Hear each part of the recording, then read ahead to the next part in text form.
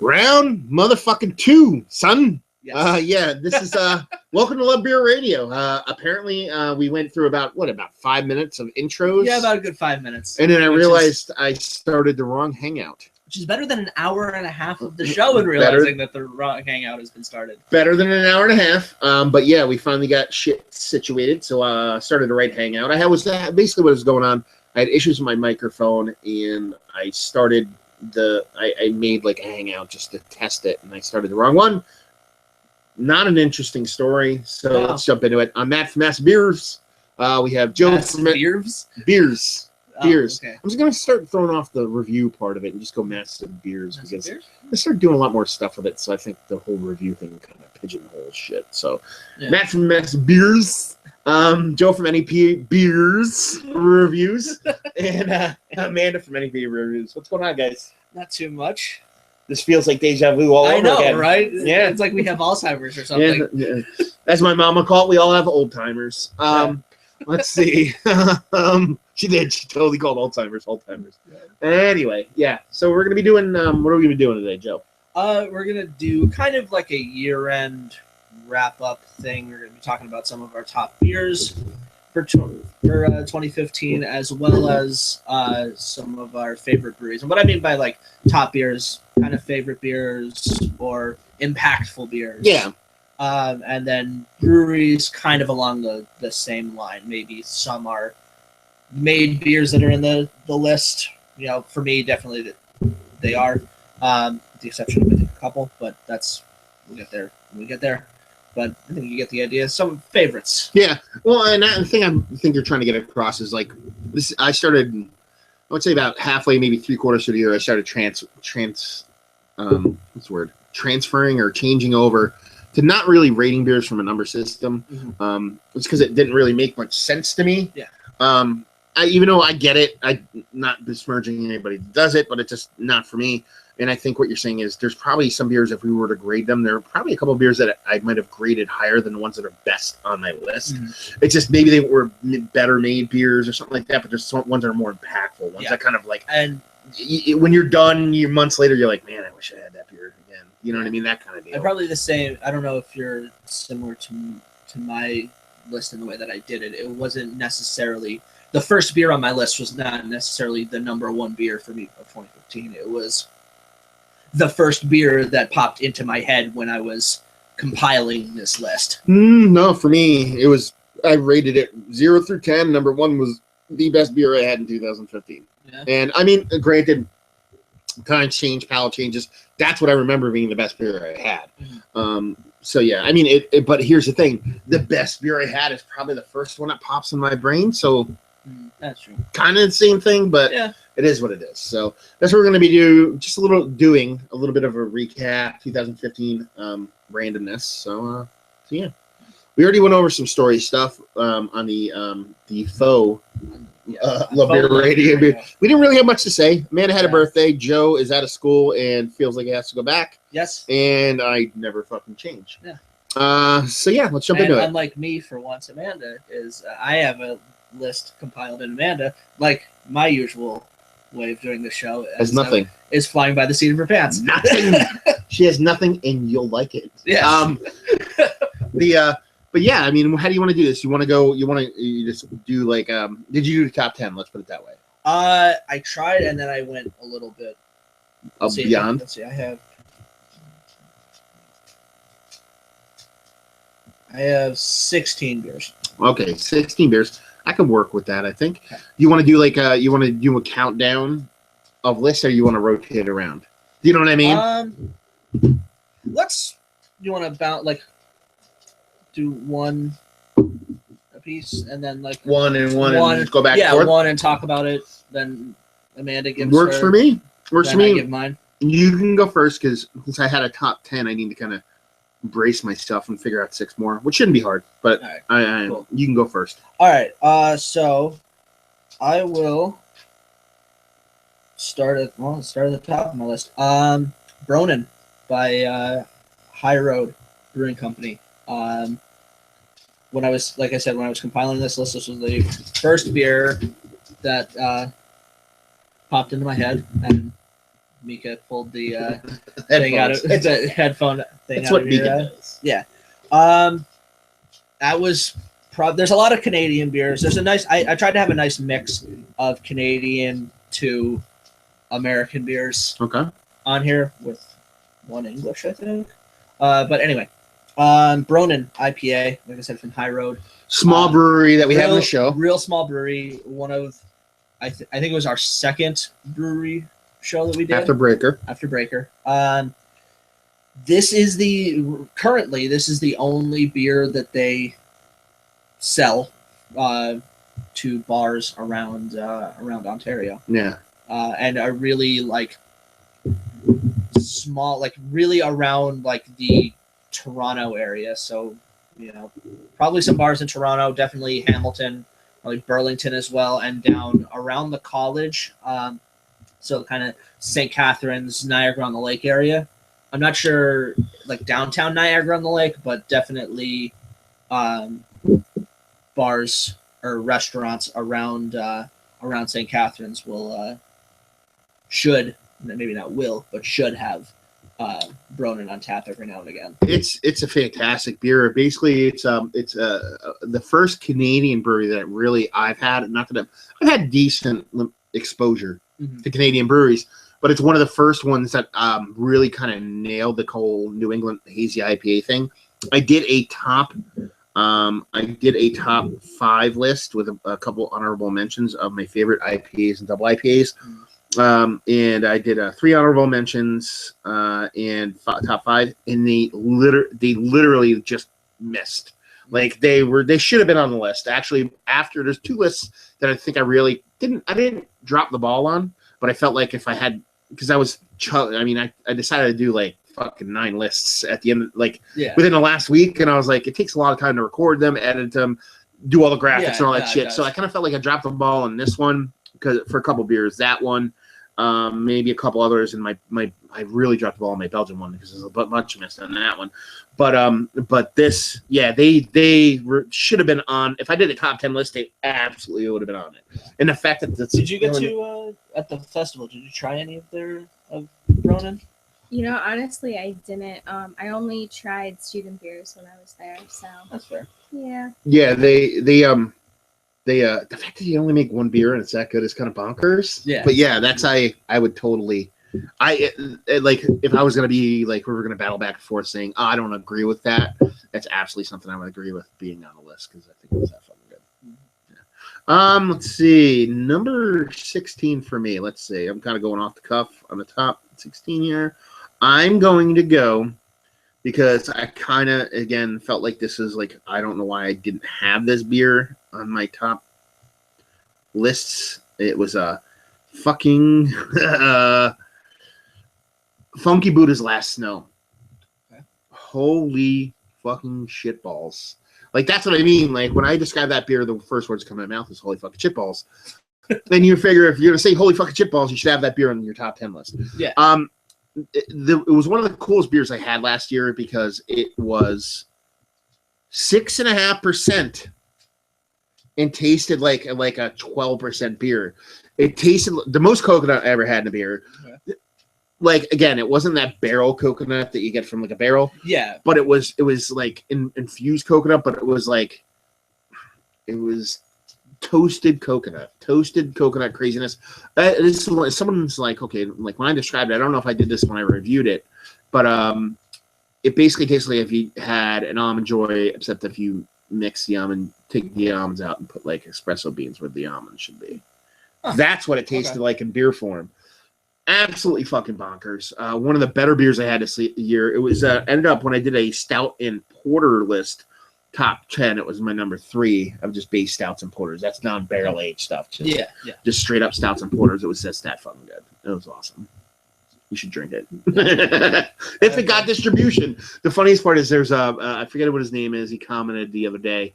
He commented on my list of stout and porters, and he said he's like, I forget exactly what he wrote, but he wrote fucking last. No, he's like, I bought 40 bottles of these in November or August. He's like, I only have 7 left, and he's like, I'm sad. So that's how that's how good this person's like. I bought 2 cases of Bombers. Yeah, You know what I mean, or 3 cases of Bombers, and only have 1 case left. Dude's been hammering them. And here's the funny thing: is my response to him was, my first instinct was to make fun of you for buying 40 of them, but now I'm jealous that you had 40 of them. So I'm not going to make fun of you. yeah. You know what I mean? Really. It's just that good of a beer. So that's my number 16. I take it you actually like Almond Joy? I see. Here's the weird part. I never buy them. They're okay. I like it, take it or leave it, but it's because of nuts. I'm not a big nut guy when it comes to desserts. Mm-hmm. So to me, if you were to somehow, I should refine it and be like, if somehow you toasted a coconut, then put like chocolate covered espresso beans and then covered it in chocolate. That's the vibe of the kind of beer I got. Not necessarily to a tea, but yeah. You don't like Almond Joys, do you? I feel like Almond Joy is the type of candy that you give out on Halloween if you hate children. Isn't that candy corn? Well, candy corn too. Candy corn is a close second. Although, you know what? I would take candy corn above Almond Joy. Anyway, number 5. No, no, that's crazy talk, and we encourage that here. So yes, yeah. So there you go. Do you have a number 16, or you're gonna keep it closer to when we get down to the top 5s, maybe? See, I kind of joined this thing last minute, so I don't really have a list, but I could tell you the beer that most impressed me this year. And, You want to go to number 1 right off now? Or you want to save it for later? You know, why don't you guys go through yours and then I'll. Because mine's gonna be nice and short. Okay. So. Fair enough. all right. Give me number 15. Number 15, Wolf King Warrior Stout from Rusty Rail. That was a good beer, I man. fucking loved that beer, and not just because I got a bunch of it for free. That doesn't suck. That does not suck. But they had it. I was at Sabatini's the other day, and just walking around, and they had 4-packs of it for like $10.95. Like that's not that. Like that is. It's not too shabby. It's not too shabby at all. So yeah, I'm gonna buy a 4-pack of this all the time now. When I was at the Electric City Brew Fest, well, how I ended up getting a bunch of it for free. Let's tell that story. A professor at a local college has kind of like a production company type thing, and he's doing a series that you calling it now. I don't know. The name changes. PA on Tap. PA on Tap. I was unsure if it was still that. It just popped in my head. Yeah. So he's doing that, and it's like kind of like a little minute, little brewery spotlight kind of a deal where we sit down with the brewer, have this beer, and I describe it in the way that I would describe a review, but a very condensed form. Yeah, almost like a segment on a news program. Like Yeah, very concise. really quick, more like highlight really. Yeah. Type of deal. So over the summer, Nothing I can ever do. yeah. It takes a while to actually like get down. Like, all right, I could dial in a minute real well now. So we go down to Rusty Rail. They're in like Mifflinburg, PA, like kind of central, almost around like State College. Yeah, isn't it area. that dead zone between like Reading and State College, like that kind of empty space area? Pretty much. Yeah. So we went down there, and the brewer is super nice. He's a home brewer that whoever owns the brewery itself also owns a couple other companies, and there's a like a cabinet maker or something next door to them. So they own the company, and they like kind of reached out to him because they knew him. Like, would you want to brew for us? And he said, yeah. And all of his beers were really, really solid. Like Wolf King blew me away. So his IPAs were good. His Pale Ale was actually better than his IPA, but that's not what I'm talking about. So got to try that. Got a growler of it to take home with me, and then I was at the Electric City Brew Fest and had samples of that maybe 4 or 5 times. Yeah, I didn't have it. You told me about it, and I was like, okay. And I kind of forgot about it because I haven't heard of them in a while. Mm. And then I went and got some to eat at a bar in between us on that Susquehanna Tavern. They had it on draft. Yeah. And I was like, oh, okay. Joe really likes it, and I got it. And I mean, it's that thing where it's like, it's almost like textbook. I don't want to say textbook stout because it's better than just that. Yeah. But I mean, as far as like cleanliness and cleanness and well made with additional points that make it stand out, I guess, but not being over the top to where it's like some crazy flavorful stout where it's like, oh, is this like 12% or something crazy? Yeah. It's just super solid, super crushable, and it's just really good beer. Did you try any of that when I brought it home? Because I know I brought a growler of it. I think I brought it to you. Tried a little bit. Yeah. I think I brought it to I think your family was in, and or your aunt and uncle. I think were. Oh, at that's a that time. while ago. Yeah. Yeah, it was like over the Yeah. summer. And I think I brought the growler there. Right. So. I remember that. I'm trying to think what I want to put at 15. Number 15. I'm gonna put this at 15 because I drank so much of this shit this year that I couldn't drink enough of it, and I drank it until it was old. I didn't give two shits. I don't care. Great Lakes Chill Wave. I drank so much of Great Lakes Chill Wave this year, it wasn't even fun. I probably I drank forgot about that. 3 cases, maybe 4 cases over several months. Yeah. Just because I anytime I was out, I was like, I'll pick up some Chill Wave. I'll pick up some Chill Wave. You know what I mean? It was a combination of that like nice tropical and stone fruit hop combined with that honey malt. Just made my balls tingle. That's all I know. It's fucking delicious. Making Yeah, it was it was really good, man. It was really good. And I can't wait for it to come out this year because I'm just gonna be like, I'm straight up buying a case of this the second it comes out because it's that good. Yeah. And it's one of those beers where it's like I forgot about that beer because I know you brought that over on a brew day. On a brew day. Yeah. And I was like, you gotta try this. And you're like, That's what Joe does. When something's good, Joe doesn't go, well, there's two Joes. There's two Joes. There's the and then there's a wow. You know what I mean? Yes. Those are the Yes, two there is. things that Joe does. She's laughing because she fucking knows. So it's like if you give Joe a beer and it's good, he goes, but if it's really goes, You know what I mean? So that's he's a 3 grade scale. Nothing, the middle one, then the end one. That's it. So it's the 3-star Joe review. My 3-point review. But yeah, no expression. Yeah, I remember I brought that on a brew day. I think it was I want to say it was the brew day that you were doing the test batch for the wedding. I think so, yeah. I think that's when I brought it down on. I think we drank Or was I doing the actual I think I might have been doing the one of them beer for it. Yeah, regardless, it was just I thought it was that good. So yeah, that's my number 15. Cool. Amsterdam. The next one for me is Double Tempest, barrel aged Double Tempest so good. from Amsterdam. Yeah, fantastic. This was a holdover. We got a bottle. I forget who got the bottle. I tried it at my friend's house, but it was a holdover from the CBAs, or Canadian Brewing Awards, or Canadian Beer Awards.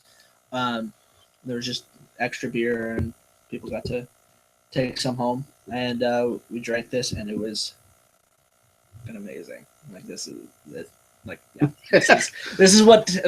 Tempest is really good, and I really like Tempest because one, it's a 9% stout that is $6.25 a bottle. Yeah, or $6. I think it's $6.25 Canadian a bottle. And a weird bottle too. It's not a 500. It's not 15 ounces. It's like 16 and change. Yeah, it's like 400 milliliters or something weird. Yeah, it's a really weird sized bottle that's waxed, and just the barrel aged version of it just brought it up to the next level. So good. I had the barrel aged Tempest when I went to Canada, and it was that good. Let's put it this way: If I had a bottle and I reviewed it, it probably would have made any of my lists. At least the barrel age list. It probably wouldn't have made the top list, but it would have made my barrel age list most likely. But I didn't review it, so I couldn't do it. But yeah, that's fucking. We were doing when we were doing our reviews up at Chad's from Albino Rhino at his house. We were doing like we did kind of ease in and a couple of reviews here and there. I was just way left. Huge barrel aged beer 9-10. Let's do 70 in the night. So it was like, in that, as from a review standpoint, you can shit on that, you can accept it, you can do whatever you want with it. But the thing is, while your palate's gonna kind of fucking go a little bit sideways in that, if a beer is still really fucking good, then it's really fucking good because you're stacking it up against a bunch of crazy beer, and that's how you know it was really good. That you sandwich that beer. We sandwiched that beer in a bunch of crazy awesome beers, and it was still crazy awesome. So you're like, okay, it's crazy fucking awesome because it's sandwiched between all these beers. So my turn. Yes. Okay. What am I at? 13. I was just at. That would have been 14. 14. Let's see. So I got to do number 14 here. I am going to go with J.W. Lee's Harvest Ale 2011. It's J.W. Lee's Harvest Ale 2011. It's fucking delicious. That's the end of my story. It's that good. It's just fucking. It's so. And I've always had this. I started doing a beer review thing. Really in June, not of last year, the year before, so about a year and a half. That's when I really started doing it. Mm-hmm. And I did a couple of beer reviews. One of the first reviews I did was Harvest Ale 2008. And I always had this like weird. I always said when I drank it, I couldn't. There was a flavor profile I could never pick out. I don't know if you remember me saying that, but I was and it took me a while to figure it out. It's so much. I don't know what hop profile they use in it, but it's just hops. That's what it is. It's a super like almost like tea-like earthy hop that's so over the top it's not even fucking funny. And I couldn't figure it out because I just didn't know what it was, but now I know. And such a unique flavor profile, and it ages so well, and it changes so much from year to year to year. But 2011, I had JWE's, a bunch of their beers over the years. And it seems like right when they started to change to the new labels, which is 2011, I believe. Yeah, definitely 2011. And the formula changed. Like it's not that the beer wasn't good, but it was much like a Hardy or an Old Stock to where you wanted a couple of years on it before it really kind of shone. Yeah.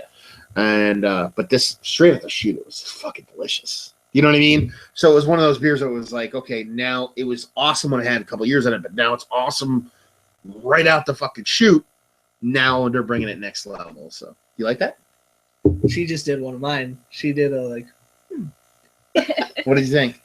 I like it. Yeah. That's good. It was it's a 2007 Imperial Stout. It's low in ABV. It's lost some carbonation. Definitely lost some body. You know what I mean? There's a bit of oxidation going on, but there's this touch of that.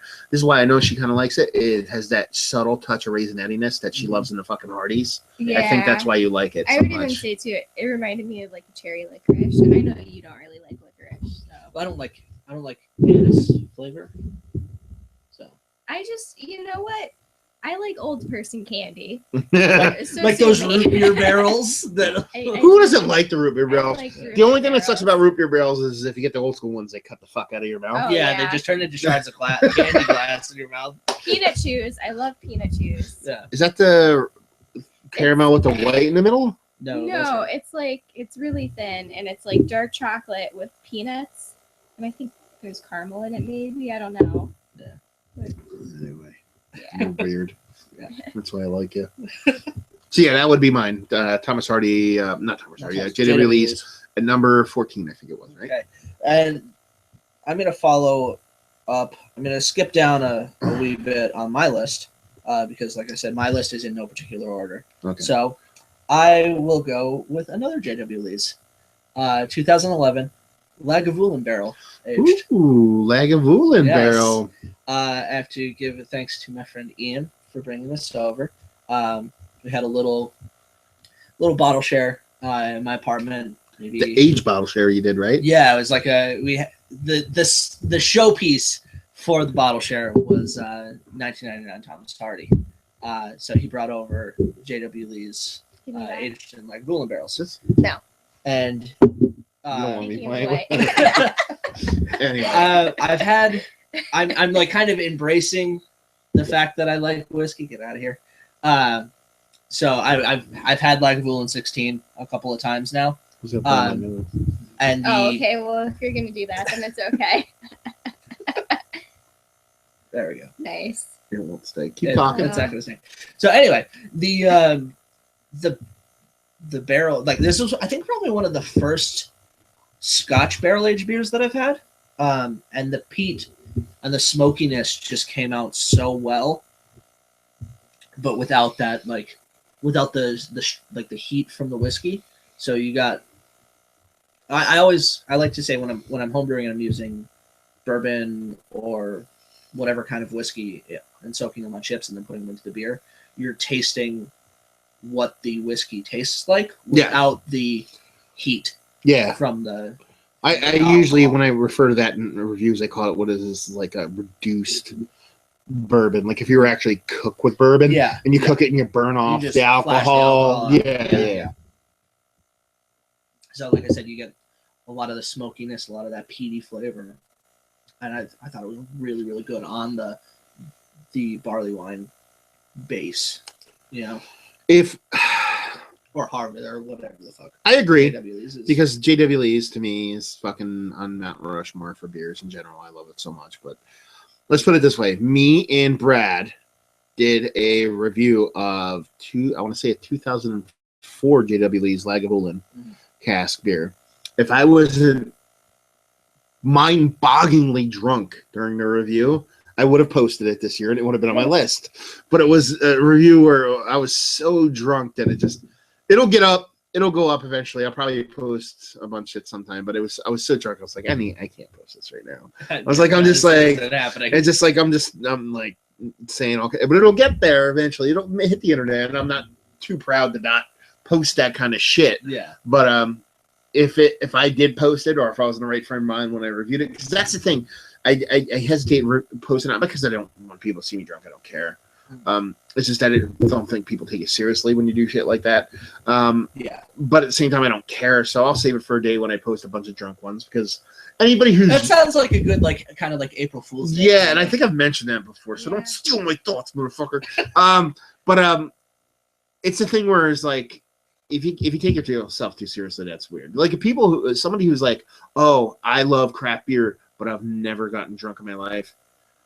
Those people are called liars. Yeah, yeah, that's what they're lying. So I mean, it's not that you're, in a perfect world, there would be a pill that made me not drunk whenever I got drunk, so I could continue to drink beer because I don't want to be drunk. Yeah, not that drunk is bad. Like that perfect line of you feel good and you're drinking and everything's cool. That's nice, but yeah. You don't want to cross that line. You don't. You try not to. Yeah. Although you cross it quite often. But yeah, there's some reviews that we've. Oh yeah. I can't watch. Yeah, them. he hasn't. I can't watch them. I started. I'm like, nope, not at all. I talk slow as it is. When I'm drunk, it's like a minute and a half before my next fucking word. So there you go.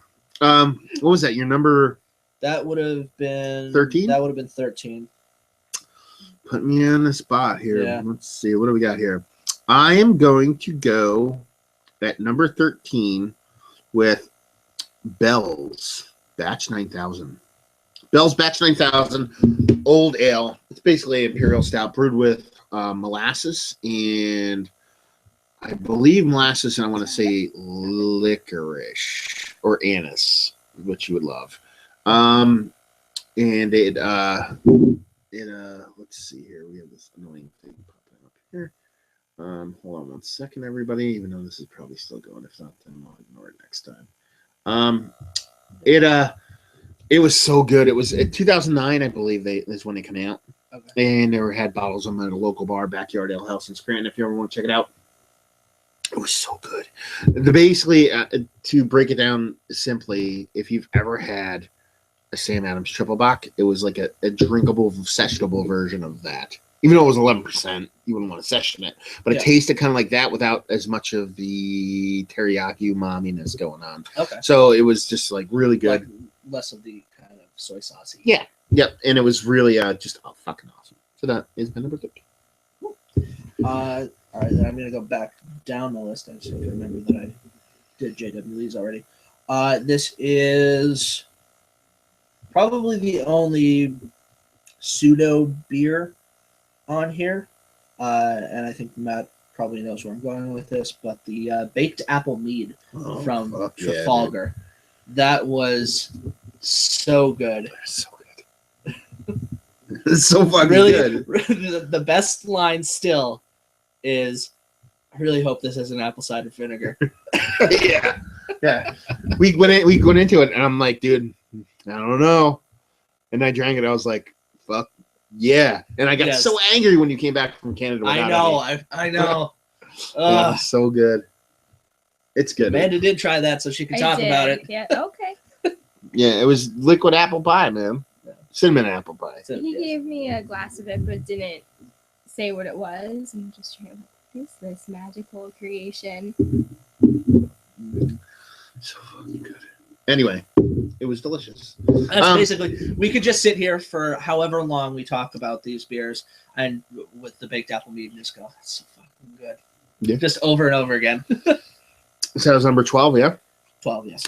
Number 12, I'm going to go with, it's an aged bottle, so take that into account. I forget what year it was. I think it was 2013, maybe 12.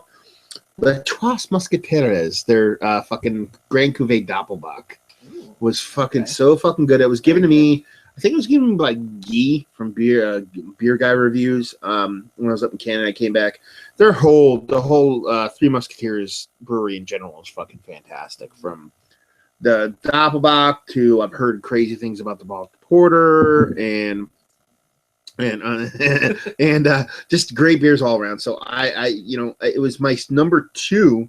I lumped all my when I did my Belgian list. It was Belgian Doppelbock. Oh, okay. So I lumped them all together because to me, Doppelbocks are very Belgian. They're almost like the bastard cousin of the double and the quad. Yeah. So I kind of lumped it in there, and it was number 2 on the list of all those. So that's how much I loved it. It was absolutely fucking fantastic. So, yeah, I want more. So someone distribute that in PA because I know it's available in the United States, or you French bastard, send me some. Yeah. Cool. Yeah, I will follow that up then with another Les Trois Musketeers, with your Porter Baltique or Baltique. Yes. So their Baltic Porter, probably the best Baltic Porter that I've had. I'm so jealous because I want it so bad. Fuck you. Yeah. It was awesome. It was, I'd say, like, to a T what a Baltic Porter should be. It was awesome. Like, everything. I have not had a bad beer from this brewery. Probably one of the best Quebec breweries and easily one of the best Canadian breweries as well. Yeah, it's like them and Dieu du Ciel are fucking duking it out. Yeah. Dieu du Ciel has a much wider catalog of beers from what I've experienced. I think the way that I look at it is Dieu du Ciel is the beer, like the Canadian craft beer that a lot of people have seen, and then it's like, all right, I kind of want to dive deeper into like either Quebec beer or Canadian beer, and people are like, try Three Musketeers. Like, you got to try it. Like, they just bring it out. Now, here you go. Let me ask you: have you? I don't know if I shared one with you. I don't know if we reviewed it. I don't know. Whatever. Have you had Jack's Abbey's Framing Hammer, the base, not the barrel age? Because I know we did a barrel age review, you and Ryan. We did a PB&J. PB&J one. I'm not sure if I have. Because that is a Baltic Porter. I know. And it's fucking fantastic. I'd love to side by side it with that fucking Three Musketeers, because that made my list. Like, I did like a bang for the buck list. Yeah. And I don't know why I didn't put Jack's Abbey Framing Hammer on like my regular porter or stout one because it's that fucking good. But yeah, I'd love to do a side by side with those. Yeah, that'd be really cool. So good. So what's your I am at where here? 11. 11. I have one more to fit in here. Huh? Okay, let's do it. I know what it is. It is.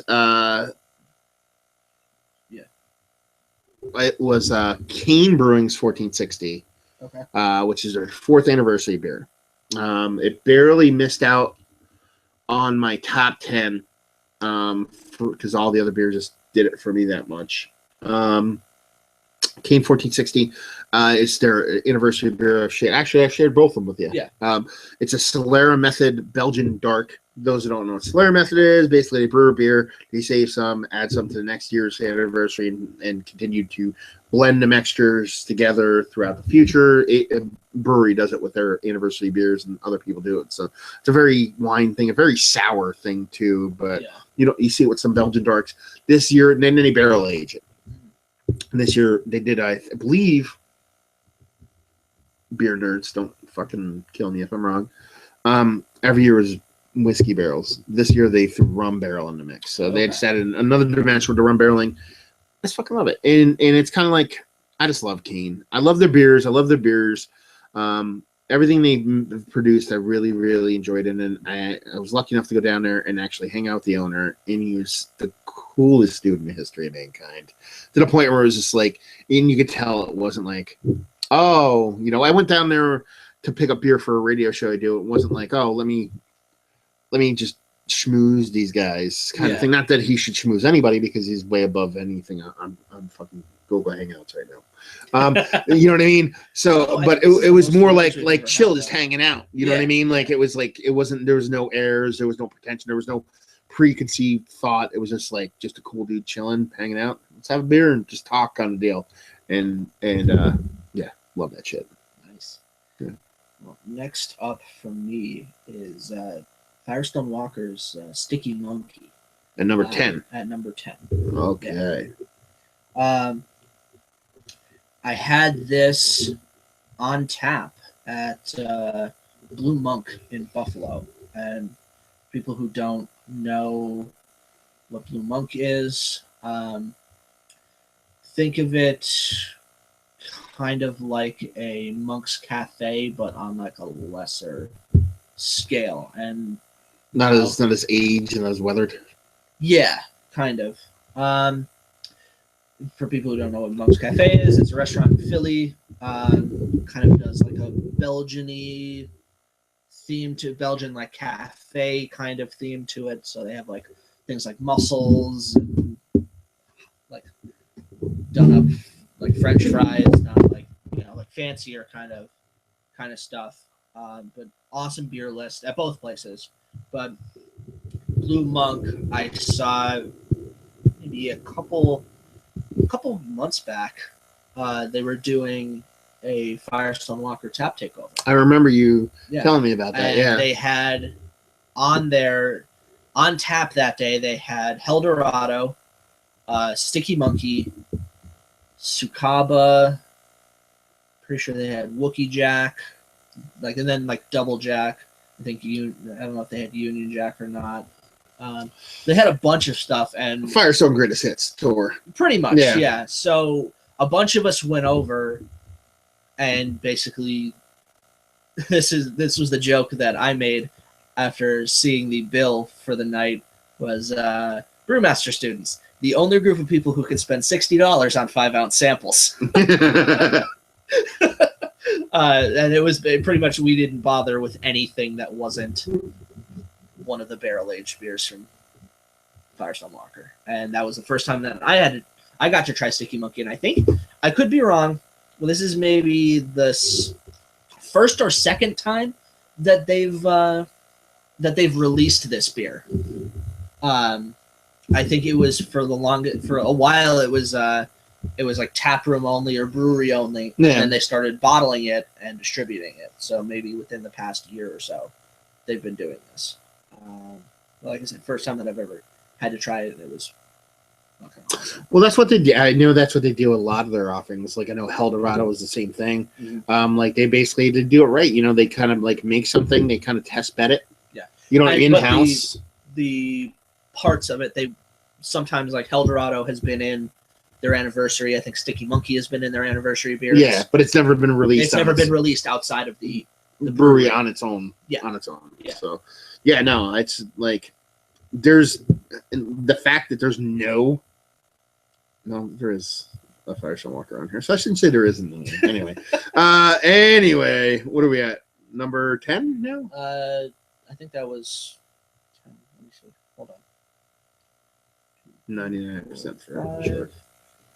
6, 7. I have So we're on number 9.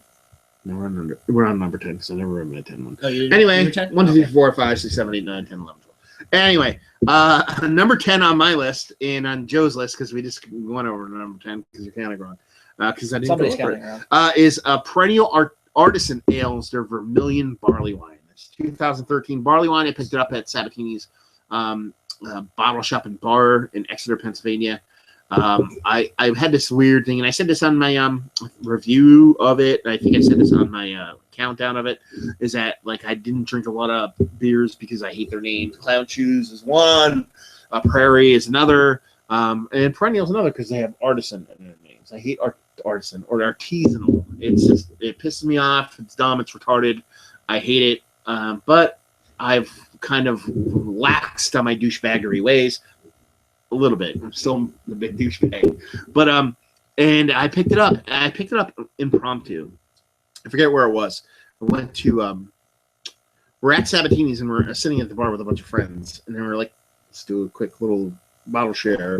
And that we were sitting at the bar and we wanted to like get up, walk over to the bottle shop, get a bottle each, and then sit down and do a bottle share that way. Yeah. You know what I mean?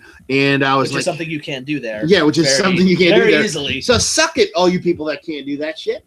Anyway, and all of Canada and half of the States.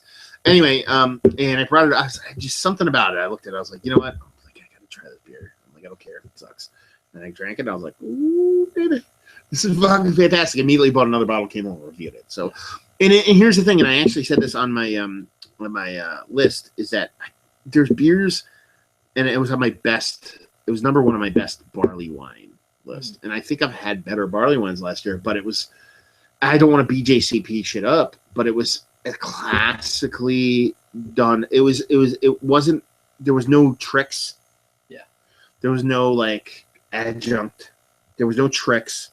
There was just an English barley wine in age, and it was done really well. So while other ones might have been a little bit more impactful with over-the-top flavors in some form or fashion that they imparted, it was the truth, baby. The truth of English barley wines. That's what I'm talking about. So yeah, that's my number 10.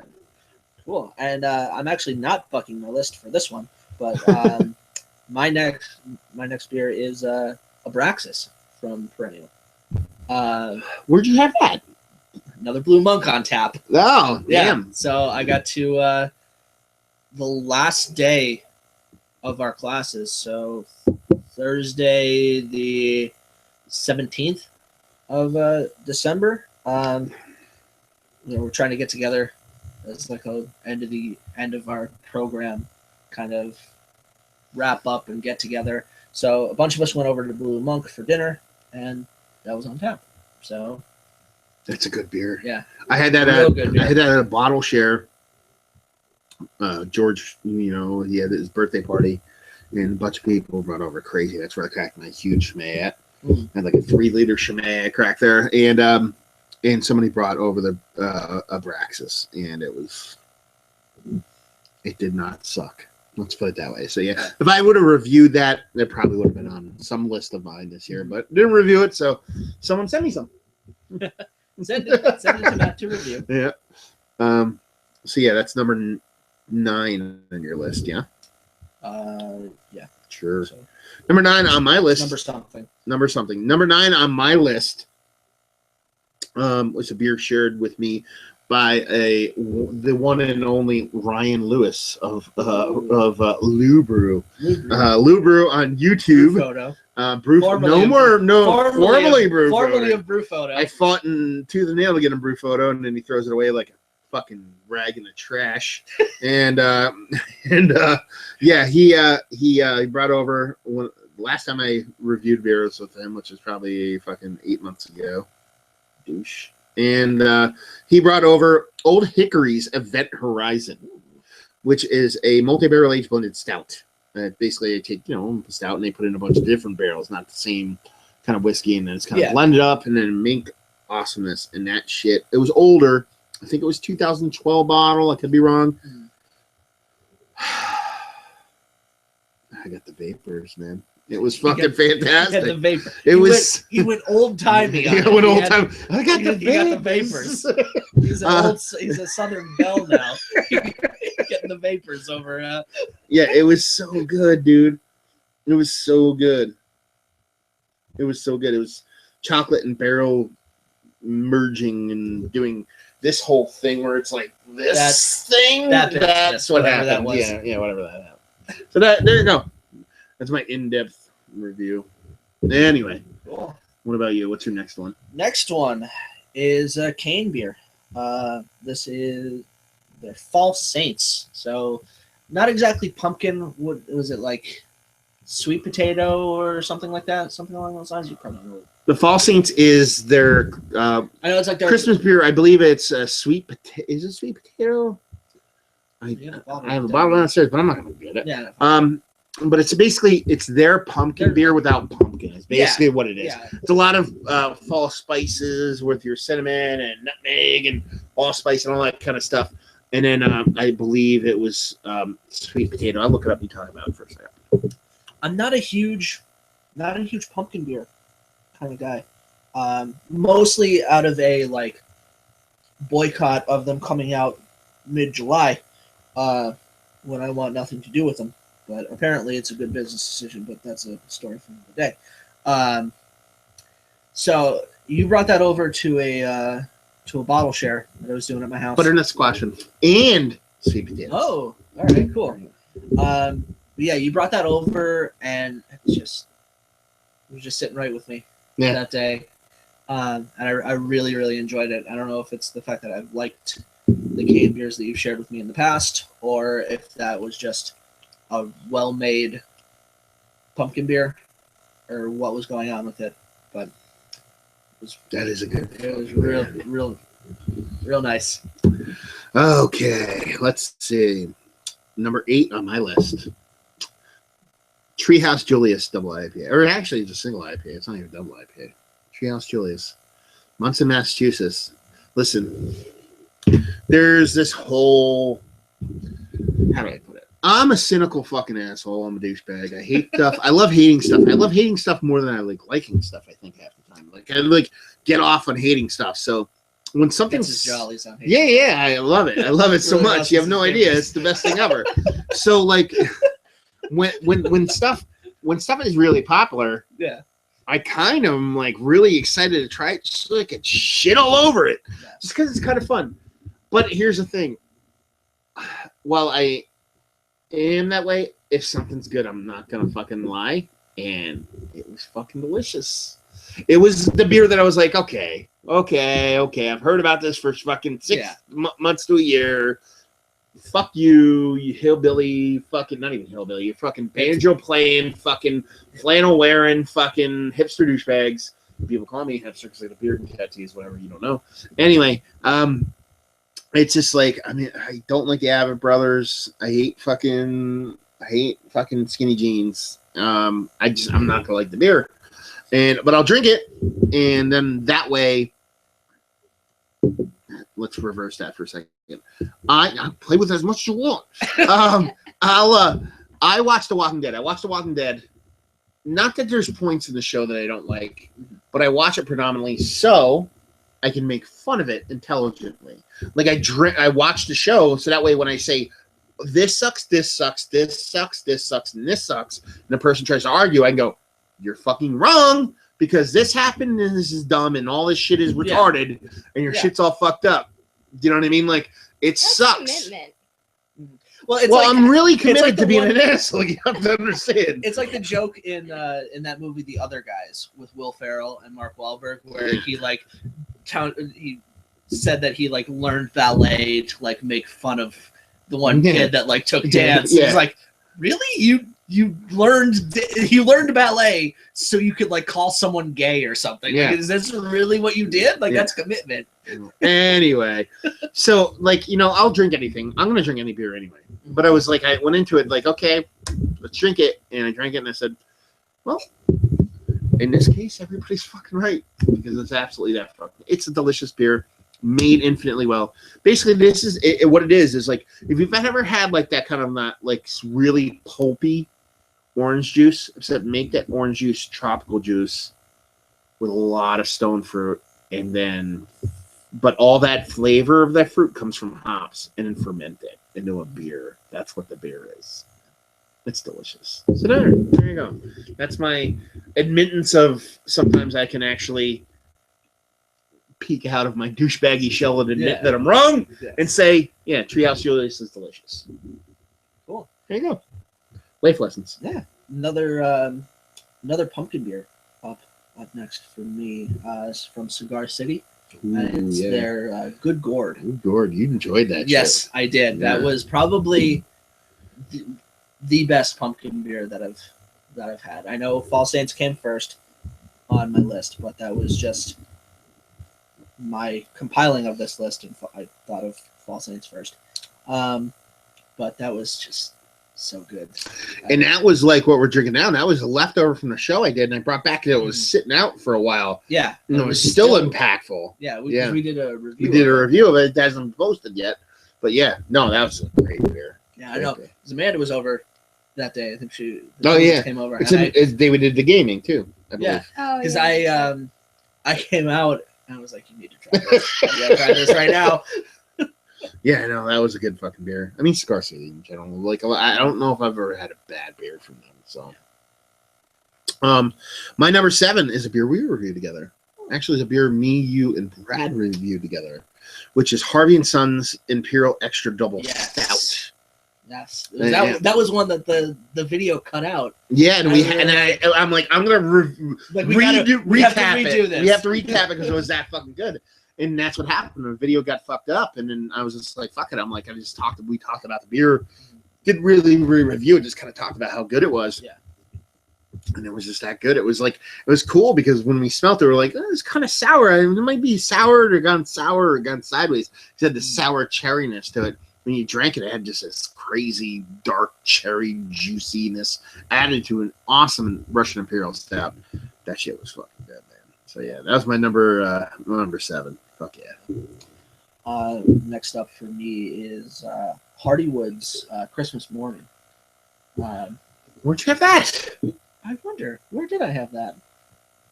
Are you seriously asking that? You didn't have it here, did you? No, I haven't. Wasn't that on the fucking radio show? I forgot you're at the radio show. I forgot. I was like, where the fuck did you have that motherfucker? That was fucking good. That was real good. That was that's their gingerbread stout with coffee, and it's not barrel aged. Yeah, because I not last night, the night before, I went to George's house and I had their Kentucky Morning, which is the bourbon barrel aged version of that. Ooh, that sounds like it'd be really good. It didn't suck. But I really liked the. I mean, it was almost neck and neck with just without the barreling, because it was just that you wouldn't think that ginger and cinnamon and spices and all that would meld well with coffee. It really does. It's like dipping a gingerbread cookie into a cup of coffee. Yeah, And eating it. yeah. That Did I was try this? That's no. What you tried was bourbon barrel aged gingerbread stout at at Sam's probably. Sabatini's. Yeah, this was just that gingerbread stout, the base gingerbread stout with coffee, a ton of really good coffee added. Yeah, and no, that was a good fucking beer. Yeah, I reviewed their apple brandy barrel aged gingerbread stout, and I really liked it. But the Christmas Morning ranked above that for me. Like I said, the Kentucky Morning, the bourbon barrel aged version was neck and neck with Christmas Morning. It's kind of splitting hairs on that one, but yeah, really fucking good beer. Yeah, I want more now. I know, me too. Number 6 on my beer list of 2015 is the surprise beer of the year for me, which is 2012 Lervig Brewers Reserve Barley Wine. Did I share this with you? Yeah, you brought that over The to star on it? Yeah, At you the brought that bottle over to a bottle share. This beer is so good. Oh my god, man. It's just so good. It was like the whole like leading up to it was just like fate. You know what I mean? Like I got it out of the case at Sab's, like in the back room. He was like showing me all the shit, and I was like, "Oh, take one of those home." And I reviewed it that night and posted it that night. It was just like I was like, "Oh, I love this fucking beer." It was just so well made. I mean, it was 2012 version, so it was aged. Yeah. So it has something to do with it, but it was a perfect equal parts barley wine and barrel. It was just, fucking delicious. And here's the weird part. I haven't been able to confirm this, so take it with a grain of salt. But the brewer, they're from Stavanger, Norway, Okay. and apparently the head brewer is from Pennsylvania. What? Yeah, that's apparently Apparently the head brewer is from PA, or at least like PA, New Jersey, Philly, this area. Like tri-state area? Like not even tri-state. I know he's. I want to. It's Philly. It's Philly. He's from Philly. It's Philly, PA area. Man, I want to say like Manayunk. You know what I mean? Like that's the kooky part about it. That is crazy. Some bizarre, weird Norwegian beer, and it's like, I'm from PA. Yeah, I'm from Philly. I say water. Anyway, so yeah, that's my number 6. All right. Next, instead of all of New Jersey and Philadelphia. Next up for me is Avery's Maharaja. I had this same time that I had Abraxas at Blue Monk, and I hadn't had it in a long time. Maharaja is probably one of the first IPAs that I've had, first double IPAs, and could be kind of my like starting of liking barley wines, because it's that double IPA borderline. Flirting the line between the two. It's flirting the line between double IPA and American barley wine. And I think that's probably why I really like it. Just looking back on it as to why I enjoyed it then. But yeah, hadn't had it for the longest time. Either I just didn't see it around, or it was like a little out of the span of when I like to pick it up. I typically like the Maharaja with at least 3 months on it. Yeah. 6 months it tends to turn syrupy and just really fall off, and it's not that good. But 3 months for me is kind of its peak.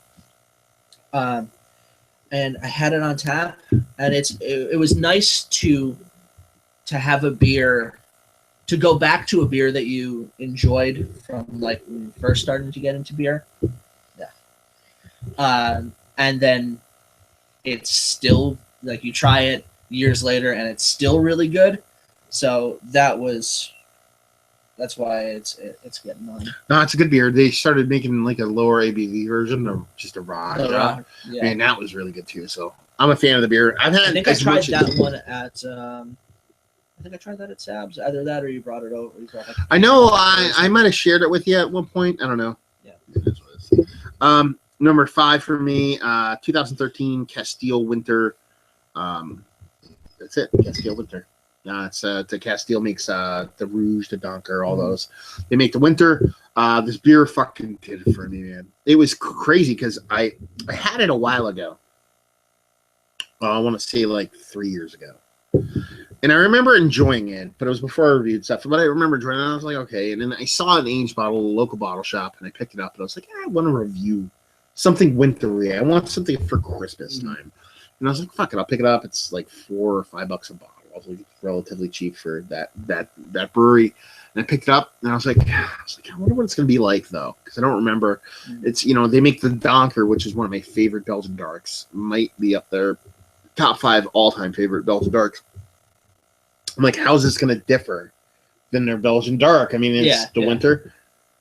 If you took that beer, which I love, their super robust Belgian dark, and on top of that, It was, mind you, this is a traditional Belgian brewery. Tons of coffee and tons of chocolate. I was like, it was just blowing my mind. I was like, how am I getting all this shit from this brewery? So either two things happen. Either I got a weird, or three things happen. Either I got a weird bottle, my palate's retarded, or I had a stroke when I was reviewing it. But all I know is in the moment, it was fucking delicious. So yeah, that's my number 5. All right. Do you want to come in on 5 up, or do you just have like a number 1? I kind of just have the number 1, to be honest. Okay.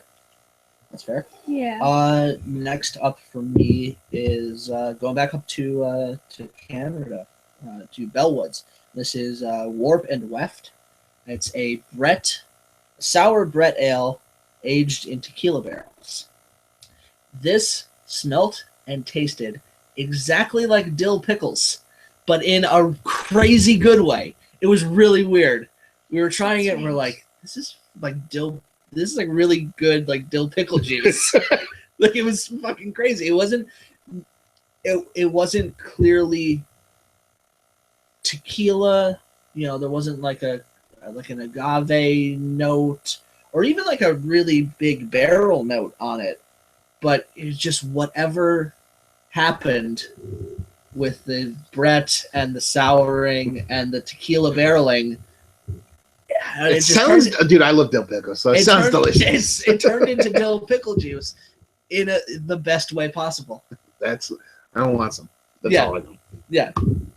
So yeah, I've had very few Bellwoods beers, and I'll get into it a little bit more when we get into breweries. Spoiler alert! Bellwoods is on there.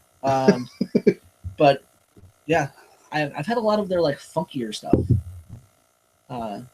I did have Bring Out Your Dead, and I did have one other beer, but Bring Out Your Dead was fantastic. Yeah, I've heard a lot about. I've only had a couple of beers, but I've heard more than I've had. Yeah. So, yeah. Kind of same here for me. So number 4 for me is 1999 Thomas Hardy. It's Thomas Hardy, fucking deity figgy, fucking raisin awesomeness. This one, the bottle I had was a bit oxidized, but it was still really good enough for it land at 4. So if you've listened to anything I've said in the past year and a half, I don't have to say anything more. It's Thomas Hardy. There's my number 4. Cool. Next up, another Bellwoods beer, Motley Crue, 2015 Motley Crue. It's another sour, barrel aged sour, and I believe wine barrels. I don't know if they change up Motley Crue every year, but I think this one was was red wine, and I want to say maybe Pinot Noir or something along those lines. It was really good. It was a really nice sour beer. I like when sour beers have a touch of acidity to them, but they're not just acid bombs. No, that's the thing. When a sour gets like super acidic, that's where it is. Yeah, that didn't have it, and it was really nice. There wasn't. I think it might have been kind of similar to like a Flanders red ale, or like your kind of like your Rodenbachs or your Dutch de Bourgognes, that kind of deal. But it was really, it hit me at the time. So nice. For me, number 3, Founder Sweet Repute. Did I share this with you? I think you did, yeah. Founder Sweet Repute. Basically, it's a wheat wine. Their wheat wine. It's part of their backstage series.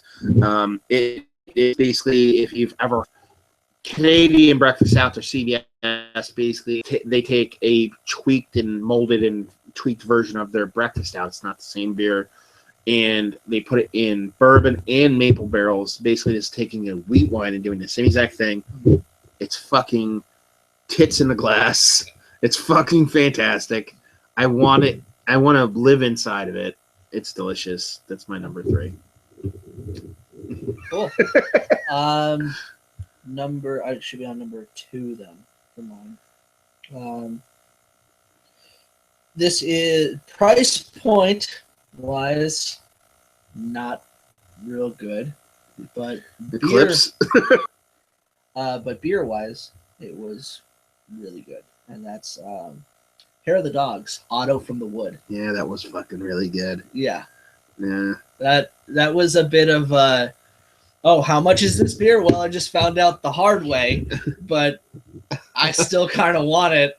And then we tried it at the one of your bottle shows right before you came home. Yeah.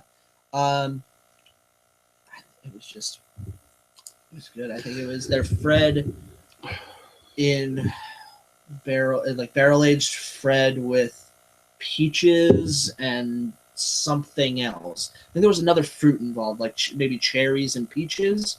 But it took their base Fred and just brought it up. Because I like Fred. I really, really, really, really, really want to try Adam again.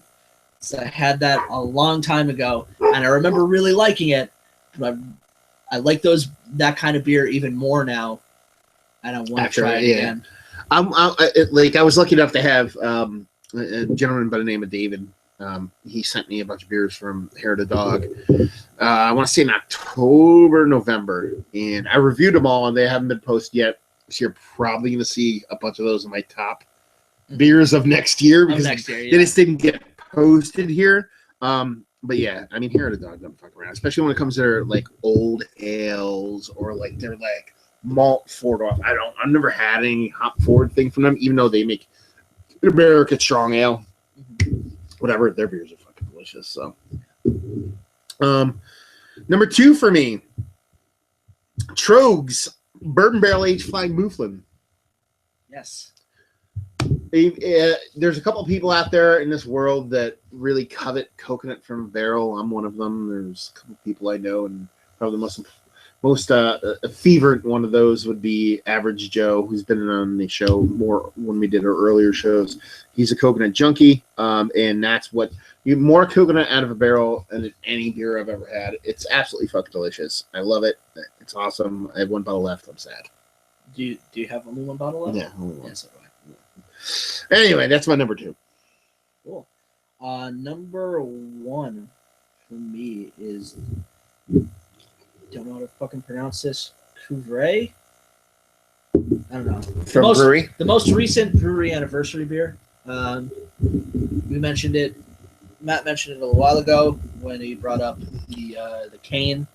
This is a Solera method beer, and I think they're only gonna get better from here. From what I've had out of this series, I've had Bois, had a bunch of variations on Bois, had the Sucre. I still have a bottle of Sucre, and I've had this beer. This, hands down, best of the 3. It didn't have the like overwhelming heat that a lot of the brewery like big barrel aged beers have. I thought it was really mellow. It was still a 16 point whatever the fuck percent beer, and you still knew it was that high, but it didn't overwhelm you with that alcohol heat. I think they've reined that in because even like this year's Black Tuesday is not nearly as boozy. I mean, it's still a 19.9% beer. It's gonna have some. You can't go into it expecting fucking water. Yeah, you know what I mean.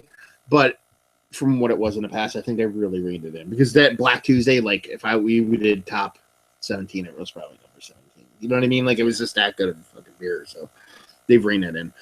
And number 1 for me, Founder CBS. I was lucky enough to I tell you the story. Well, if you watch my review on it, basically I went to a local bar and they had CBS on draft. So it was like late, very early spring actually. But I went there and they had a draft, and it was they have a bunch of outdoor kind of seating. So I grabbed it and I started walking around looking for a place to review it because I'm like, I'm never going to be able to review it because you can't find it. I'm like, fuck it, I'm going to find someplace. And then I went upstairs and then the owner was like hanging something off this balcony. And I was like, hey, like, what are you doing up here? I was like, I'm drinking this beer. I'm looking actually to do beer reviews. It's like I'm looking for someone to review it, and there was like an empty room like off that top deck. I was like, you care if I go in there and review? He's like, knock yourself out. So I just set up the camera and this like empty room and just reviewed it like at the bar. You know what I mean? Like I was like, yeah, whatever. So which is one thing that I really like about writing reviews now. I went to Breaker last night and I did 3 reviews. And I was sitting at the bar, just typing out my tasting notes on the phone. Whatever, Ernest Hemingway. We're talking about video reviews, and no, that is cool. Yep. But it was just decadent of beer. I mean, it does it. You know, it's again one of the hyped hipstery, whatever the fuck you want to call it, beers. Like everybody wants CBS and they want to get it and whatever. But you know, I'm a sucker for a couple things in beer. I'm a sucker for chili, heat. If you do it right, I'm yours. And I'm a sucker for maple syrup. You know, I just love. I mean, Sweet Repute and fucking CBS. Founders beers are my top 3, both doing maple syrup barrel aging right. Yeah. Combine that with a bourbon barrel aging, to where the bourbon is again like that reduced bourbon, not like a super bourbony heat, with a really, really well done base beer. That's my number 1. Cool. Amanda has number 1. There we go. Finally. All right, so I'm gonna turn and stare at you really close. Dear God. No. I don't really have an impressive list. Honestly, I didn't review as much as I should have this year. I probably only did maybe like 5 or 6 reviews. And honestly, of the things I reviewed, nothing really blew me away. Because I'm kind of hard to impress sometimes, I think, when it comes to beer. But one beer that I absolutely loved that stuck with me was Kirschgoes by Victory. And I almost actually didn't get to drink this beer. We went to a bar in Philly and they had it on tap, and I ordered it and the guy was like, oh, you know, like we just ran out of that. So I'm like, oh, okay. I was kind of disappointed because it looked really good. And I ordered something else, but he managed to get a couple drops left. So he brought me the other beer that I ordered, and then like a quarter of a glass of this, and it was just amazing. Actually, I feel like when I go and order beer lately, I've been going for sours and goes. That's the plural. Yeah, call it whatever you want. Gozes, avocado goes, whatever. Fucking yeah, who cares? I don't know. Salty delights. Yeah, I feel like lately that's been what I've been going for. So. Yeah, you've been going for like a lot of the 17 has had a lot of the McKellar Spontan something or others on tap, and you've been really going for a lot of them. One was mango, right? Yeah, the last one you just had. The mango one. I took notes, so I'll try to review that one. But yeah, so that's our number 1's done, right? That's our number. Everybody across. Yeah. So let's do this. I'm gonna go downstairs. I'm gonna get some glasses. We'll do an impromptu review. We'll do that fucking cane one. Okay. Cool. And then we'll move on to best breweries. Yeah, we'll talk about some breweries. So you guys talk amongst yourselves. All right. Okay. Don't get Brooklyn. Cool. So right now, what we're drinking, well, what I'm drinking, what Amanda's drinking is 2013 Czar from Avery. So talk about that for a second, Amanda. What you think? I really like it. I'm enjoying it. I feel like I haven't had this beer in forever. Probably 4 or 5 years ago, I would say. Right? About I want to say a good 4 years ago. Because the last time we really had this beer, it was for our vertical review of 10, 11, and 12. And you know what? I don't remember what I thought of it then. Mm-hmm. So, but I like it now. So, which also says something of Avery, you know, because the Maharaja was in my top beers, and I hadn't had that beer in forever. You know, you're really liking the Czar, and you haven't had that in going on 4 years now. You know, but I'm doing a 2014 Old Guardian from Stone, as Amanda makes friends with Mika.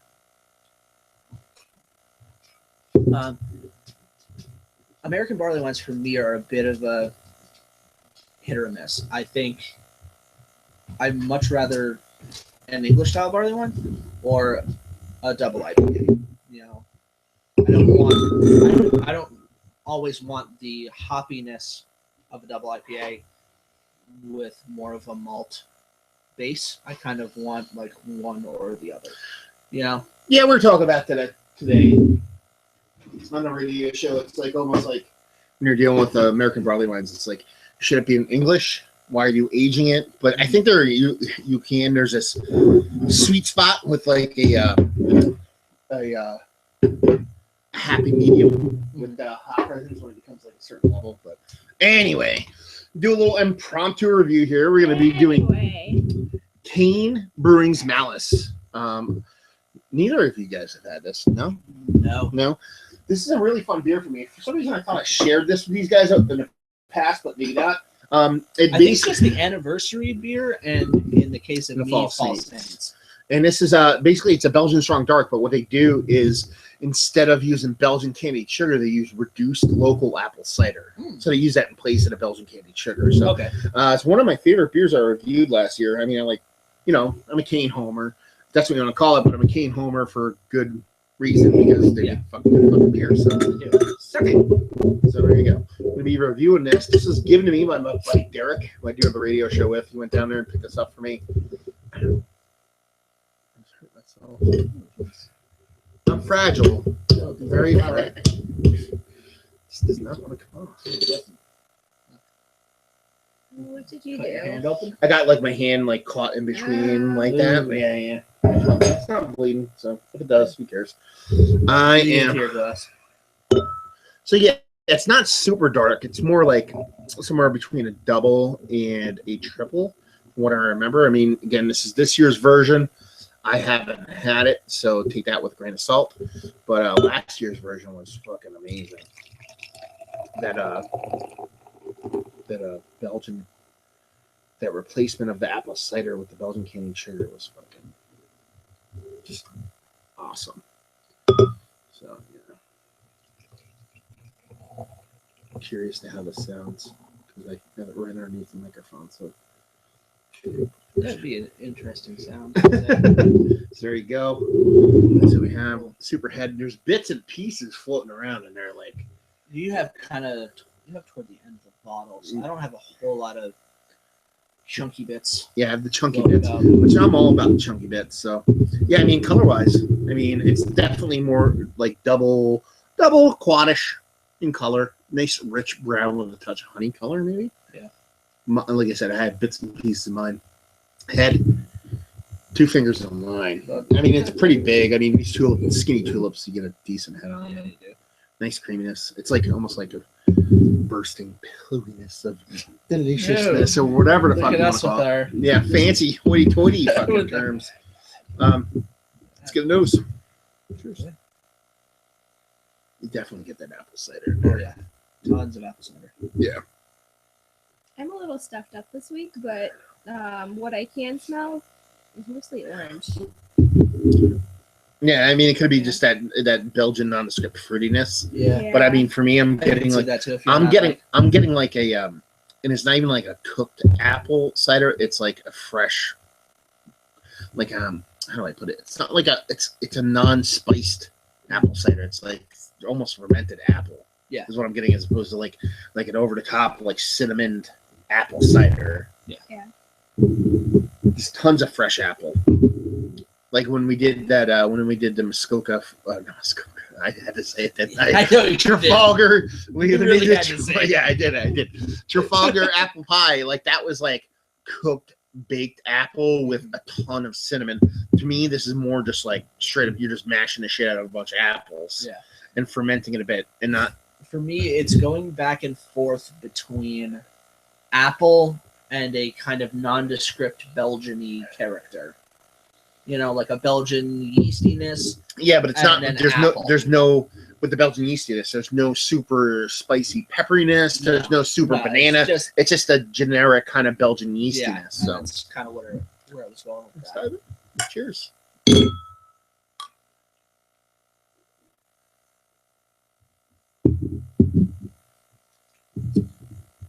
The apple really comes through. Yeah, that's really good. Yeah. What do you think? It kind of has the consistency of apple cider, doesn't it? It does.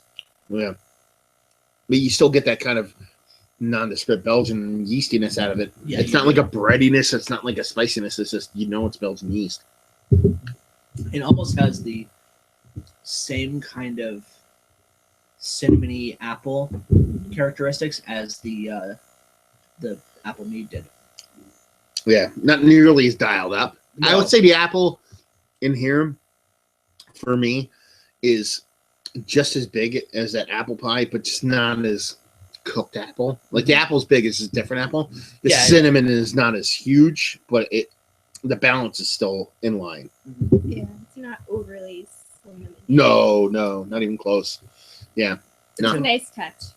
It's a very balanced, like everything hits and nothing takes it to the net. Like nothing takes a step forward. Like you hit, like each note kind of hits on the same level. So it's like apple, kind of Belgian-y, a little bit of spice, and then it's done. And no one characteristic really runs away with it.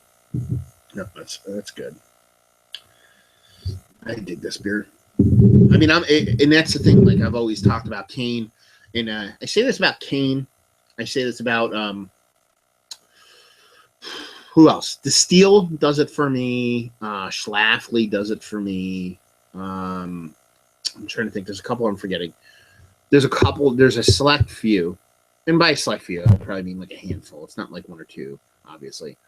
But Kane and those other breweries and a couple others, I almost feel like, and I've never done it, and I should do it so I can prove it to myself. But I'm pretty sure if I blind taste tested them, I would think they were Belgian. They have their Belgian soul is spot on to the point where it's not like Avery makes the Reverend, and they make some Belgian beers, but they taste American Belgian to me. You know what I mean? Like, where would you classify as like Boulevard? No, Boulevard's one of the breweries I forgot. You know what I mean? Like they have the Belgian down pat. Yeah. You know what I mean? So that's just one of the ones that I just didn't list. There's a select few that just like I wouldn't put Omegang in Belgium. I would put Omegang in the United States. They have a very Belgian-esque yeast to it, but it's so Omegang yeast. Yeah. It's so like when I almost, and again, blinding, who knows? But I'm pretty sure if you gave me a beer, I'd be like, this is Omegang. Like, I probably wouldn't because I'm not that fine-tuned. I'm just arrogant enough to think I am. But it's just like their yeast profile is so to them. Yeah. To where this is not like, oh, I'm drinking Kane right now. I'm like, no, I'm drinking some Belgian beer that's weird. You know what I mean? Like, oh, what is this? So there's some breweries that are American that make Belgian beers. To me, this is it almost like, now I'm getting like, and this is maybe just me going like totally Jersey on this. I almost feel like I'm getting a subtle salinity from the water. I know that like on Jersey Shore, you get a lot of salt Like in the water. Almost like a mineral kind of character. And to me, that's almost like a Belgian thing too, because they just use just like straight water. They're not fucking around. Not like they don't have purification. They don't have osmosis. You don't have, it's like making.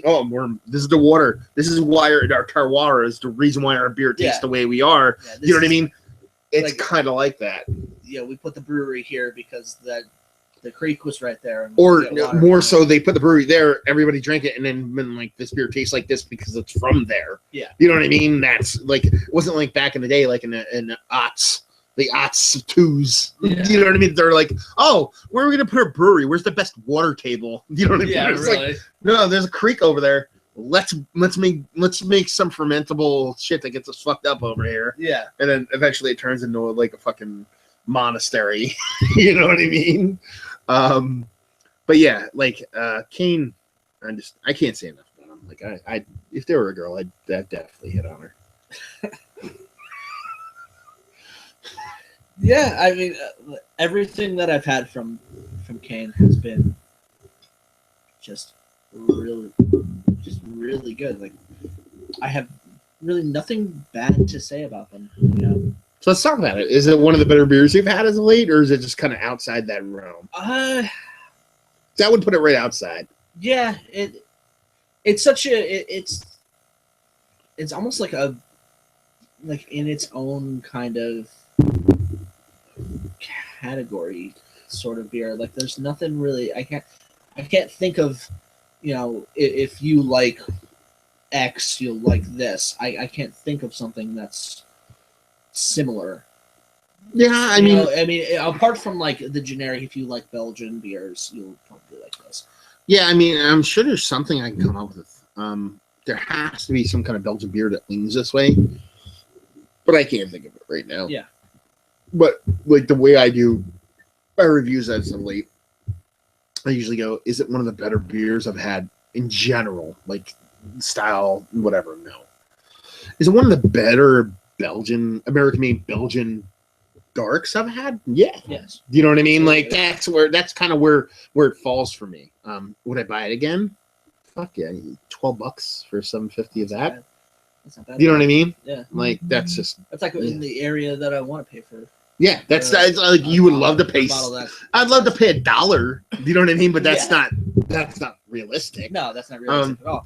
If it was 10, it would be even better. But then at that point, you're kind of like, okay, I don't know if the brewery's gonna stick around all that long because they're not charging the right price point. Yeah, you know what I mean? So you almost be shooting yourself in the foot on that one. Yeah, 12's a pretty good. So good I mean, point. 12 for that well-made of beer is just absolutely not something to squawk at. Yeah. Closing notes. You'd like it. See, that's the thing. And here's the funny thing is that, like, me and Joe sit here and talk. We went through our list, and, like, Amanda's sitting there not saying anything. And if she said it sucked, that would bother me. Because even though you're not saying anything, I want to appease the Amanda. I do. Like, because I know you're way pickier than probably me and Joe combined, so. Yeah. I would say she is. Yeah, I mean, you're closer to me than Joe, because I know Joe, as a brewer, you can be a little bit more open-ended mentally, because you can understand where things go sideways, or not just that, but just what brewers are trying to do. And like, I'm like more like, I like these things. If you don't give me the thing I like, go fuck yourself in your ass. Yeah. Where Amanda's just like, I like what I like. When I taste what I like what I like. So I'm not gonna say it sucks. I'm just gonna say, if it's what I like, and if I like it, I'm going to say I like it. If that makes, I mean, not to speak for anybody else, fine. but that's kind of the vibe I get. Well, obviously, like, I don't have the same like brewing experience as you do, but I could. Neither do I. Like, I talk shit. That other gingerbread beer that we had the other day, when we were at Sabatini's. Do you remember that? There's something that we had. The barrel-aged gingerbread stout. Yes. There was something that we had, and Joe was like, oh, this is really good. And I'm just like, I don't like it. And, like, you kind of looked at me like... Yeah, I think it was the Hardywood. You kind of looked at me like, what do you mean you don't like it? I think I was like, well, what don't you like about it? Yeah. But it was just funny. And, like, later, like, I gave you like a list of reasons why it didn't fit, what I wanted at the time. Yeah. You're like, okay, fair enough. But like, that makes sense. Yeah. Like, don't just be like, well, I don't like it. I'm like, well, what about it? Like, yeah. Right. Like, back up that I don't like it.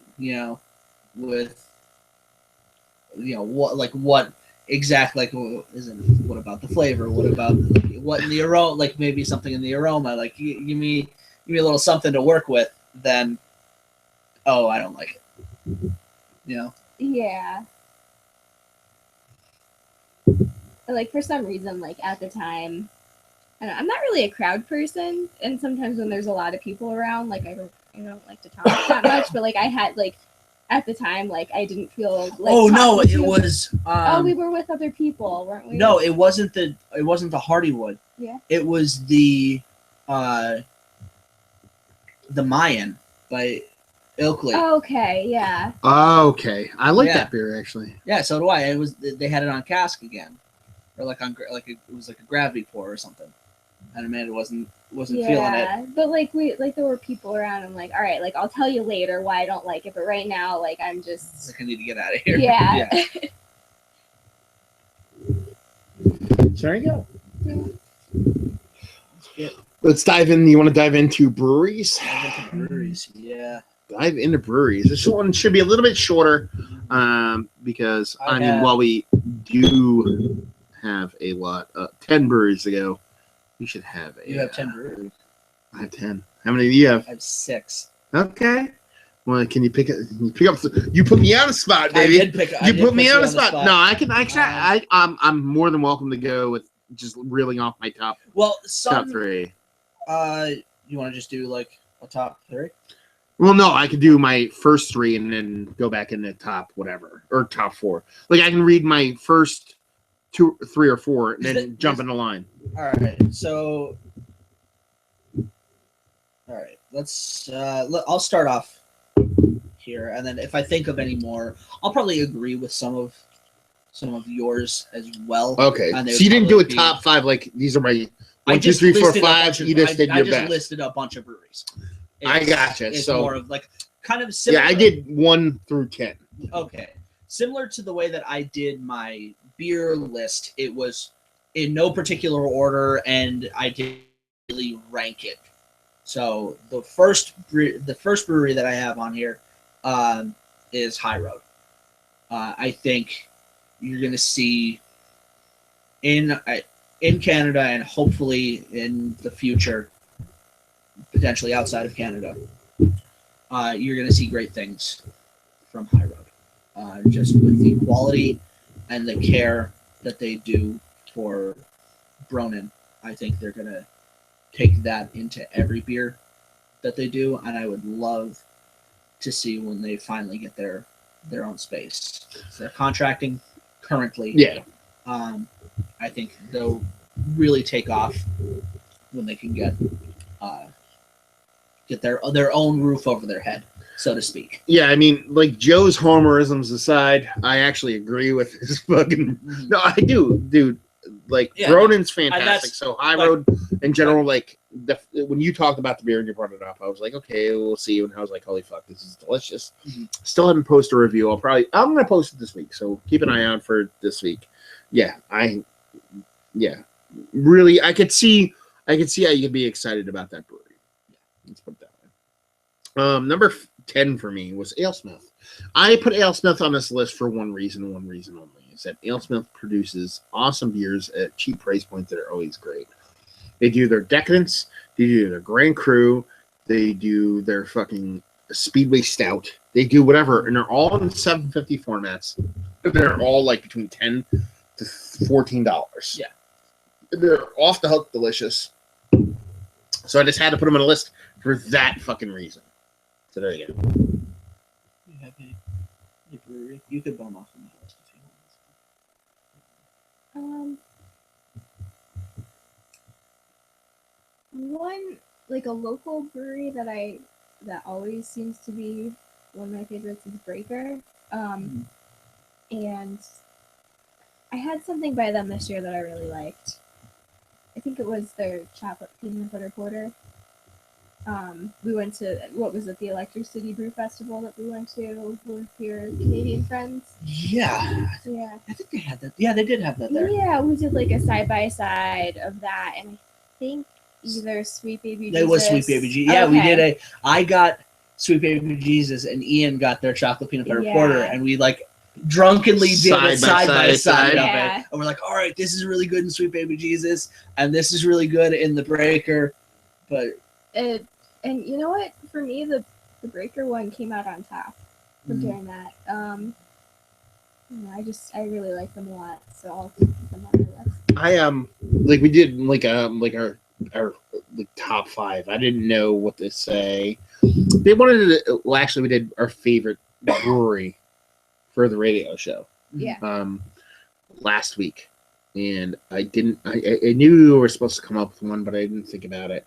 And in studio, I gave like the cheesiest response whatsoever, but I meant it, and I don't have them on. It's not how I'm going to end this list because I made this more like straight up what I actually feel. Right.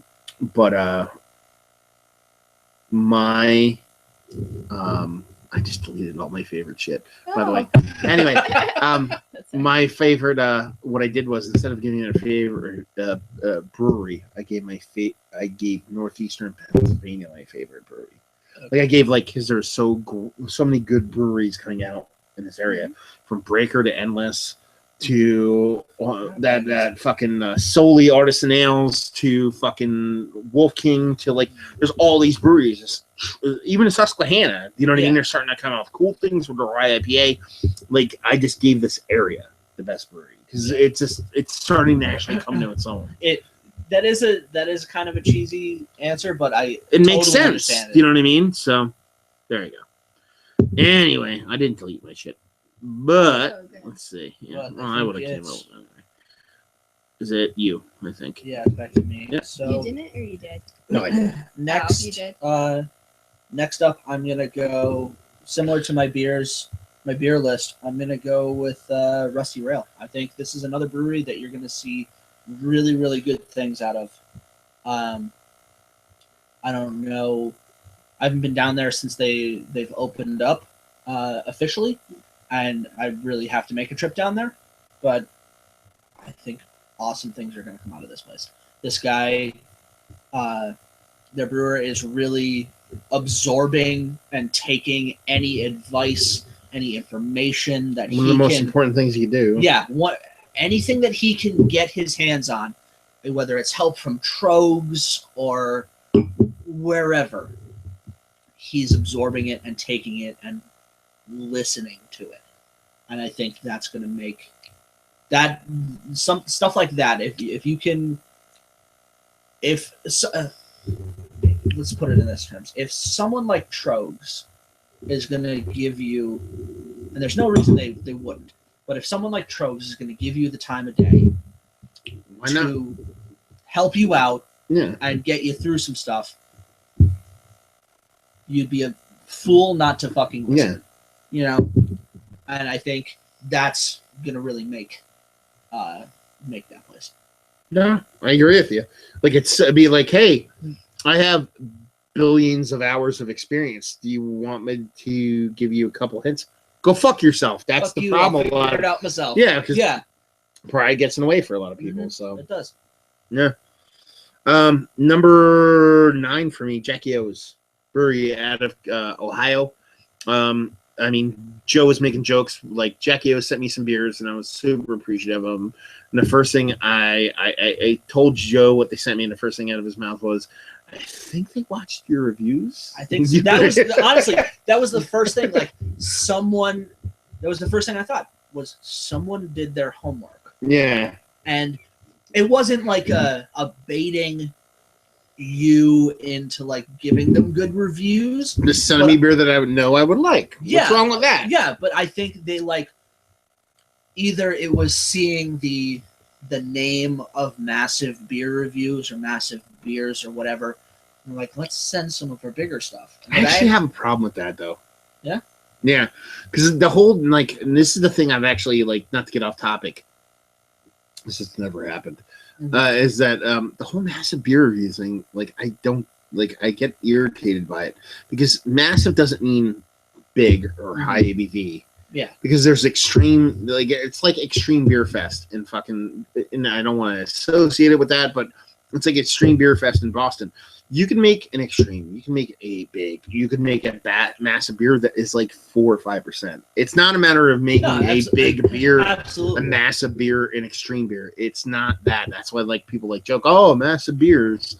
Be like, that's not why it's called that. You know what I mean? Like, it's to make a beer that's interesting and outside of the realm of normal thought. You know what I mean? That's the goal thing. But anyway. Yeah. But that was, like I said, that was the first thing that crossed my mind. But yeah, I mean, and I've had beers sent to me from them, but the beers I had before they sent to me that was sent to me from them, and after I had a couple beers sent to me from like beer mailers, that were just really good. The only one that really was a kind of meh was their like IPA, base IPA. It wasn't bad. It was just, it was very nice. It was okay, but everything else was fucking super tits. So I put it on the list. Cool. What else you got? Oh God. You don't have to. You don't. Yeah. I know. I feel like I'm gonna have a harder time like bullshitting this particular list. Half this podcast is just us bullshitting. Let's see. Just because I've had a lot of stuff from them lately, maybe I should give McKellar an honorable mention. I feel Absolutely, yeah. I've like every time I've gone to Sabatini's in the past year, I feel like I've had McKellar beer. So Yeah. McKellar makes great shit. Yeah, they do. You know what I mean? I can like Their them price with point sours. sucks a little shitty, but Yeah. other than that, they make really fucking good beers. Right. What do you think, Luce? Never mind. She knows. Bruce She is agrees. like, stop waking me up. Yeah, really. Next up, Bellwoods. I've had, like I said before, I've had a lot more of their funkier stuff. They're kind of like farmhousey sours. Apart from the two that made it onto my list, I've had Farmageddon and I don't know some of their other sours. They do, I think. They're one of the Canadian breweries that I know of that do a lot of, not Canadian, Ontario breweries. Let's narrow that down. I was living in Ontario. They're one of the Ontario breweries that does, I'd say, the most souring, at least that I was exposed to. Now, someone could say that there was another brewery that does more souring or more an extensive sour program than Bellwoods. I don't know about them. I'm gonna give the one that I was exposed the most to, and that was Bellwoods. And I think that's really, really neat to see in a place where, honestly, their beer scene and even like their beer culture is a few years behind ours. That's actually one of the things that, like, I would actually say I agree with. Like, Ontario as a whole, like, it's almost like you're watching the beer scene evolve again. Like, the way it went down in America, you're seeing, like, a staggered 5-year difference. Yeah. It's like the one thing from one of our classes, we had a beer sales and promotions. We were doing a business plan. We were starting a brewery. Like, we did a mock business plan for a brewery, and our teacher that was in for our sales and promotions was like, well, you know, all you really are doing for promotion is like a lot of social media stuff. Are you going to be doing anything else? And I'm putting into this my experience. And I do not know a brewery that does a growler club. Which is retarded. Yeah, I don't know a brewery that does it because there's such variance in our tap rooms. You know, like, it's redundant to do a growler club. You know, you go to Breaker doing a growler club is like, all right, this is fucking stupid. You have 12 taps and they're all different all the time with the exception of Lunch Pail. You know, that's your one standard that's on. Old King Cole is usually on in the winter, but still, there's such a variation in all of in every tap room. Like, you don't need it, and I didn't think to do that, but that's something that you're seeing a lot of in Ontario, is like a growler club or like a mug club or something like that. Yeah. You know, and like, I don't think of it, and it's. Maybe when I was talking to my friends, I'm like, yeah, maybe 10, 15 years ago we were doing that, but not anymore. Like, people come to expect we already expect variance. Well, that's the thing. What I think it is, it's a combination of, not combination. It's the period between trying to get your whatever wares, product, whatever it is, to the masses, or knowing your shit is worth something. That's what I think it is, because it's like the mug club thing is like, you know, it's Jelly of the Month Club. It's fucking like buy one get one free. It's like, it's more like, you know, once you get a product, which is just beer in general, to a point where it's not a novelty but a commodity, you shouldn't have to lower it to fucking coupons. Yeah, really. Do you know what I mean? Like, yeah, not to elevate it to fucking whatever, but you should just be like, okay, come for our beer, buy our beer, leave with our beer. It's not a matter of like I understand like societies and all that shit. I understand. Yeah, I understand. And that's where we are right now. And they're years away from the barrel societies. And I understand even having like local like clubs, like Breaker has their Breaker Club, but it's like they keep it on the DL and a little bit on the side. They talk about it, but I understand giving like, okay, you guys come here a lot, 10% off the everything across the board. Yeah. You get this, and this, and you get first dibs on shit.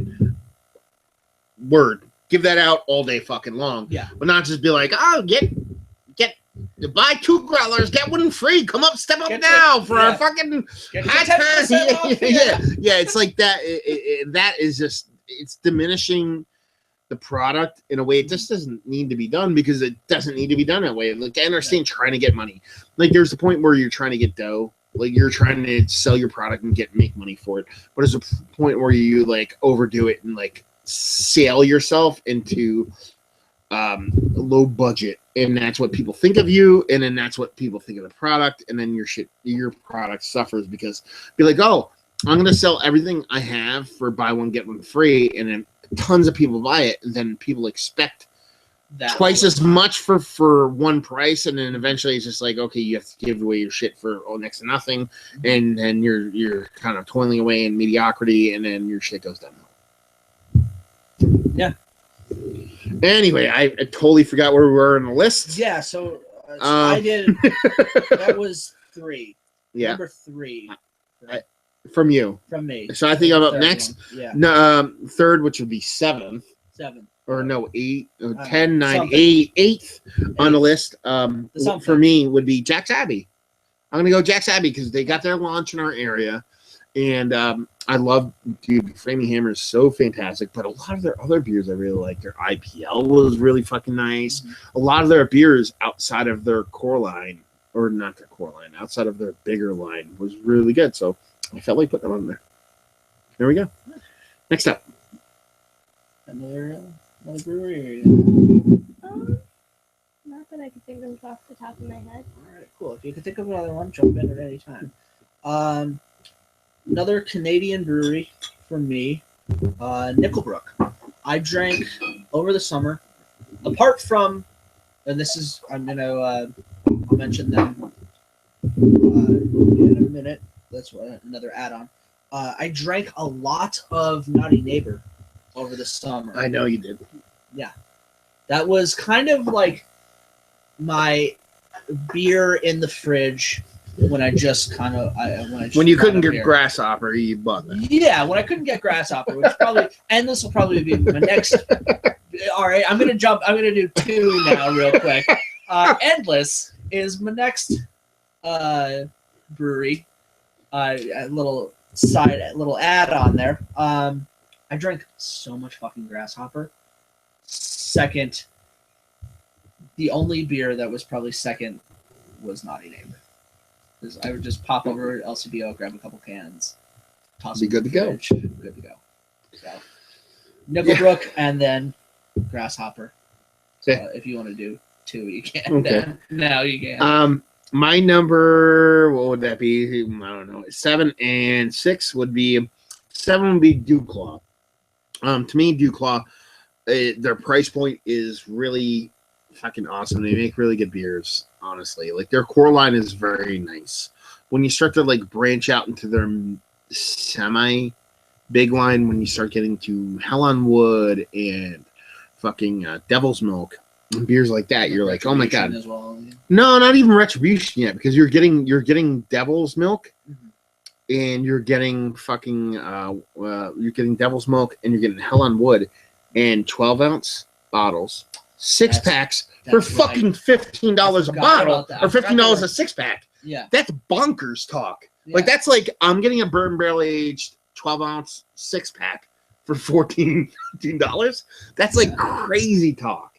That's great. And then you start to creep up. Okay, now I have Devil's Due. Now I have Retribution. Now I have these next level bourbon barrel aged stuff where I'm getting bombers at $15. Yeah. And then you start stepping up even further where you get Colossus and crazy stuff at like $18. a bomber or cheaper if it's in a smaller bottle. Their price point. It's a lot of Lagunitas. It's a lot of what's the other brewery? I'm trying to think of the price point wise kills it.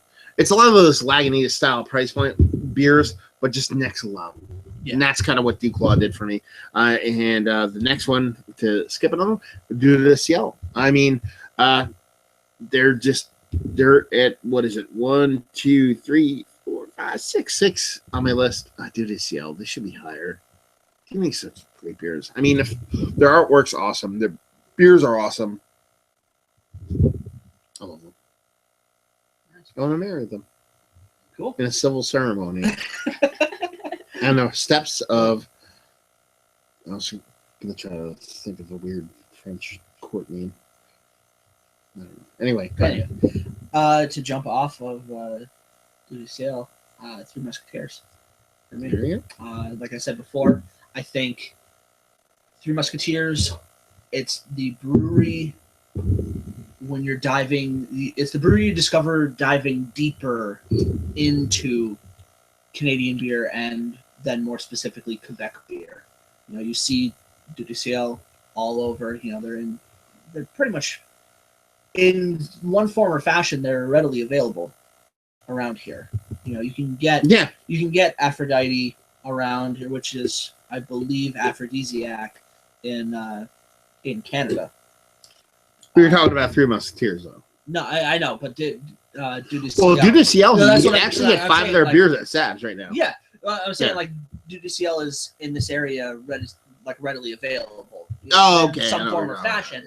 Yeah. So I'm basically rehashing what I said earlier. So you can find Dieu du Ciel everywhere. You have beers from them, and then you have someone who knows deeper craft beer in Quebec, and you're like, you really have, you like these guys?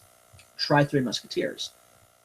They're on par with any beer you can get from Dieu du Ciel. Yeah, no, I agree. I mean, if I had a choice, if I was going to Quebec and I had to go, I'd probably go Dieu du Ciel, only for a variety of reasons. But if someone said, okay, we're going to go to 2 bars, you have no choices, you're fucking bound, you have to come with us, and right when we get to the split and they go, okay, fuck it, we're going to Three Musketeers, I wouldn't struggle. I'd be like, well, awesome.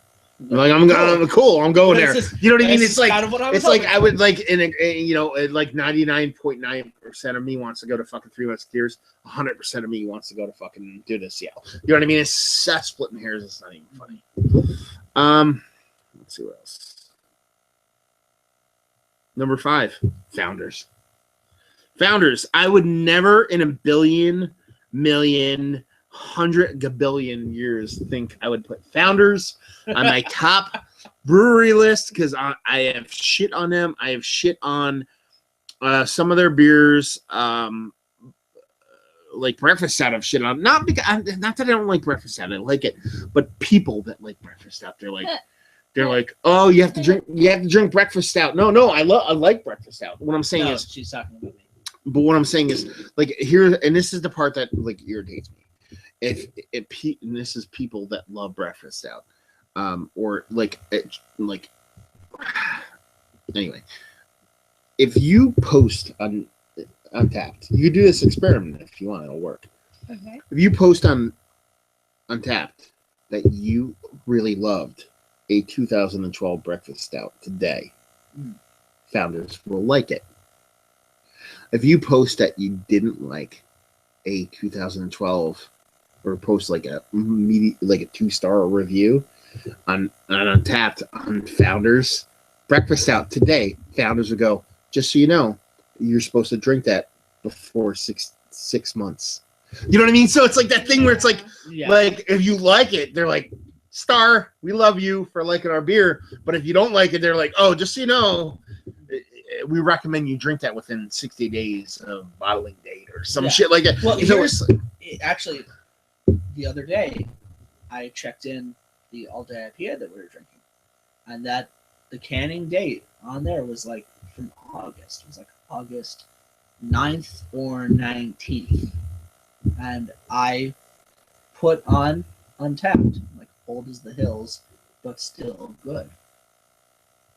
Founders on Facebook Like liked it. yeah. So it's one of Or those not on things Facebook, on Twitter. Untapped or On Twitter or whatever the yeah. hell it is. So it's one of those things where it's like, okay, like they're a brewery that makes like really nice beers, and I really like. But then I started to think about it, and I started to think about, okay, KBS is really good beer, and I get that every year. I usually get like at least a 4-pack, and it's really fucking nice. Yeah.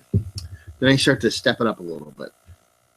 Backwards is really fucking good beer. Yeah, it is. I fucking love Backwards. That's a really fucking fantastic fucking beer. Yeah.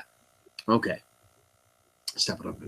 I'm like, okay, they sent me bottles of Ridiculous. You didn't have that this year, but I don't think it was a rye Imperial IPA. Really fucking good. I really like that fucking beer. Yeah. I really enjoyed it. Step it up a bit. And then I had their fucking Sweet Repute from a couple years ago. I'm like, okay, this is really fucking amazing. It's fucking blowing my titties off. Sweet Repute. And I'm like, CBS, okay, this shit is fucking the best, my number one beer of the year.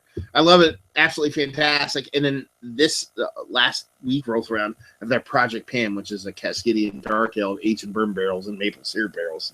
This is fucking really fucking good. And then I start to reflect, and I'm like, well, first off, at my top whole 10 list, the top 2 of the 3 is fucking Founders. Yeah. And then you throw in Backwards Bastard, you throw in KBS, you throw in fucking the Ridiculous, you throw in Project Pam. I'm like, I don't want to put them in my list. That's the thing. I don't want to put them in my list, but they have to. They deserve to go on the list. They should probably be higher than number fucking 5. Yeah. But they should go there. So Founders is fucking making really good beers. Ewart knows what I'm talking about because he says the same fucking thing. Anyway, that's my number 5. Cool. Let's see. I got one more. This was for me more of a side note because I had a lot of their stuff last year, but I don't think I really reviewed any, and none of their beers made it onto my beer list, and that was Breaker. And I said they were more of a side note for me, as more of like they're probably the best right now. They're probably the best brewery around here. Yes. Nothing against them. Their lemongrass beer is fucking amazing. I love it. It was a beer that I tried it, I don't know, maybe 2 years ago, and it had such a, like, if you told me ginger was in this beer, I would believe you. And you're like, oh, it's lemongrass. I don't know what lemongrass tastes like. Apparently it's in the same family as ginger, so this is really good. I like it. It's so unique. And right now they have a bunch of beers where if they said we're gonna release lemongrass, their Laurel Line lemongrass tomorrow, there'd be a fucking line. I guarantee there'd be a lineup of people around the fucking block waiting for that beer to go on tap. Fair enough. And a lot of, like, there's some of their sour beers too. If they put another sour beer on, the head of the line would be my friend Chris, but there'd still be people lining up, and it would kick so quickly. No, I agree with you. Like, Breaker's probably the number 1 brewery for me in the area. It's like, I think it'd be a close second. Well, I mean, it would be a close second. Then after that, it's probably a steep drop off. Like, it's not like there's a ton of them, but yeah, Breaker. I mean, just from attitude to production, the whole 9. Awesome dudes. Yeah. Let's see. Yeah, Founders. Distill is my number 4. Distill Brewing. I had a couple of their beers locally. I had their Cerise, which is a cognac barrel aged quad, which kind of just was so good. And then I had their I think it was their base quad, and then I ended up hooking up with them. He sent me some beers, and he sent me some of their double, I believe, and they sent me a couple beers, but they sent the ones that stood out. Oh, another one I bought from them, but locally was their Cerise, which is a imperial stout aged in oak staves and a bunch of stuff. And then they sent me a sour quad, like right loose, and all their beers are so fucking good. And you've had their tinier sour series, the steel sour series in your house. You've had their beers, and yeah, just everything they've made. Their IPAs are a little bit, they weren't bad, but they were okay. The only things I've really had from them have been their sours, like their Here Goes Nothing, and they're really tiny sours, like they're raspberry. canned sours. Yeah, the canned sours, like the Here Goes Nothing and the like raspberry Berliner Weiss. And I love those. Mm-hmm. You know what I mean? But when you get into their big Belgian-y fucking beers, like their quads and their barrel-aged fucking quads and their fucking imperial stouts, I love them so much. They're so good. There you go. That's my number 4. While you read your number 3, I'm gonna go grab. So I'm basically going off of my list at this point. But I gotta go Firestone Walker. I always really like their barrel aged stuff. I wish I was able to try some of their anniversary beers from the last couple of years. The last one that I was able to get, and I just cracked it open almost maybe 2.5, 3 weeks ago. I opened their 16. But Sticky Monkey made it into my my top beers. But Parabola is always good. I've had a couple bottles of that. I had Double DBA. Completely forgot about that. I had Double DBA last year as well, and that was phenomenal. Eldorado is really good. Wookie Jack is probably I don't think I've had a black IPA that's been able to top that beer. So just all around, just really, really good brewery. Nothing really bad to say about them. Are you talking about Firestone Walker? Yeah, you don't suck. Yeah, I wish. I probably should have them on this list, but I don't. What did you cover? Just 1 or 2?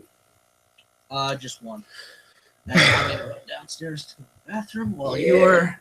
Well, Amanda, that's Lucy, and you go over your next brewery. Okay, we're gonna get in the next beer. My number 3 beer, or 3 brewery, 3rd brewery, whatever, is Hardywood. They've made so many good beers this year. It's one of those weird things where I did, like, when I started to compile this list, I didn't think I was going to be like, okay, I'm like, it's going to be really easy. I know what I want to bring up, and I know which breweries I think should be in the top whatever. But, yeah, Hardywood has made so many good beers in the past year that I've had that I just couldn't keep them off the list, not even off the list, but out of the top 5.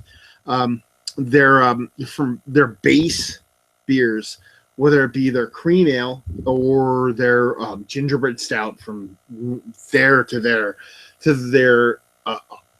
barrel aged offerings, from their crew, which is really nice, to their gingerbread barrel aged apple brandy gingerbread stout, to beers like their Kentucky or Christmas Morning, which is a coffee barrel aged gingerbread stout. It's a lot of gingerbread stout stuff going on right now, but probably the biggest beers that impact me from them was their bourbon barrel aged English barley wine.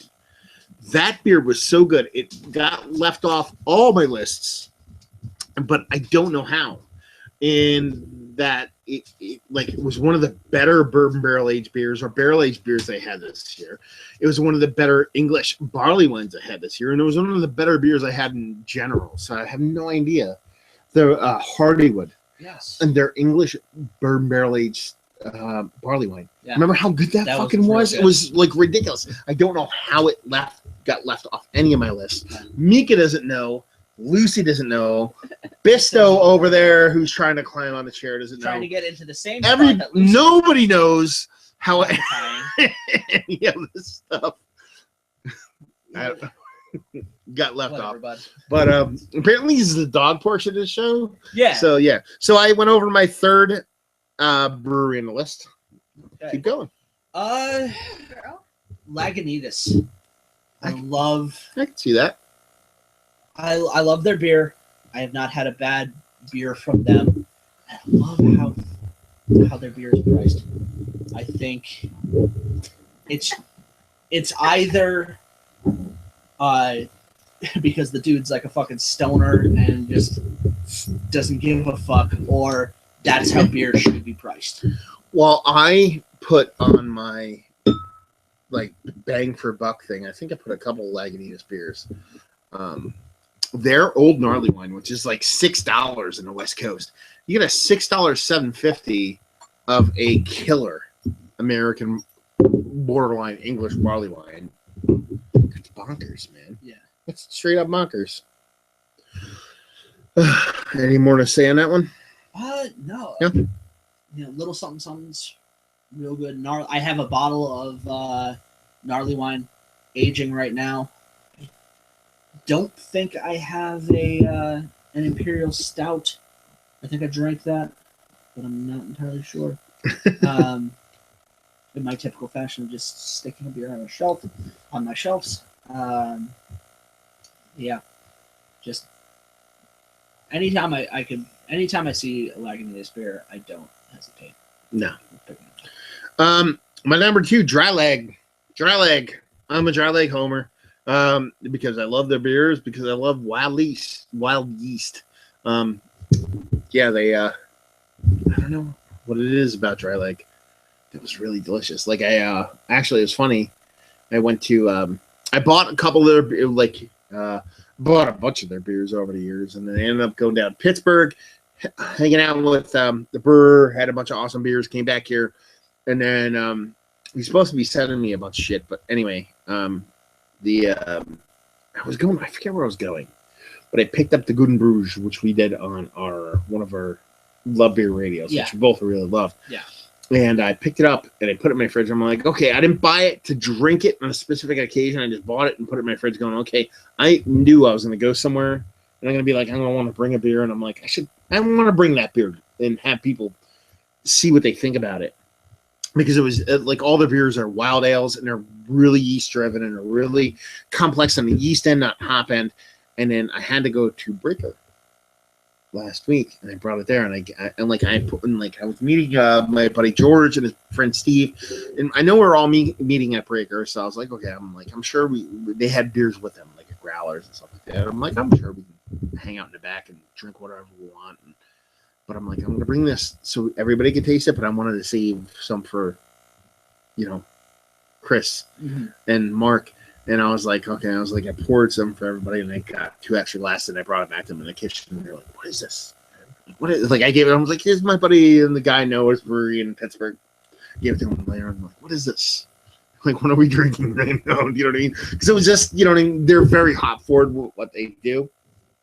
They don't fuck around with yeast, but it was just, wild yeast is a different fucking entity. Do you know what I mean? So they're like, this is interesting.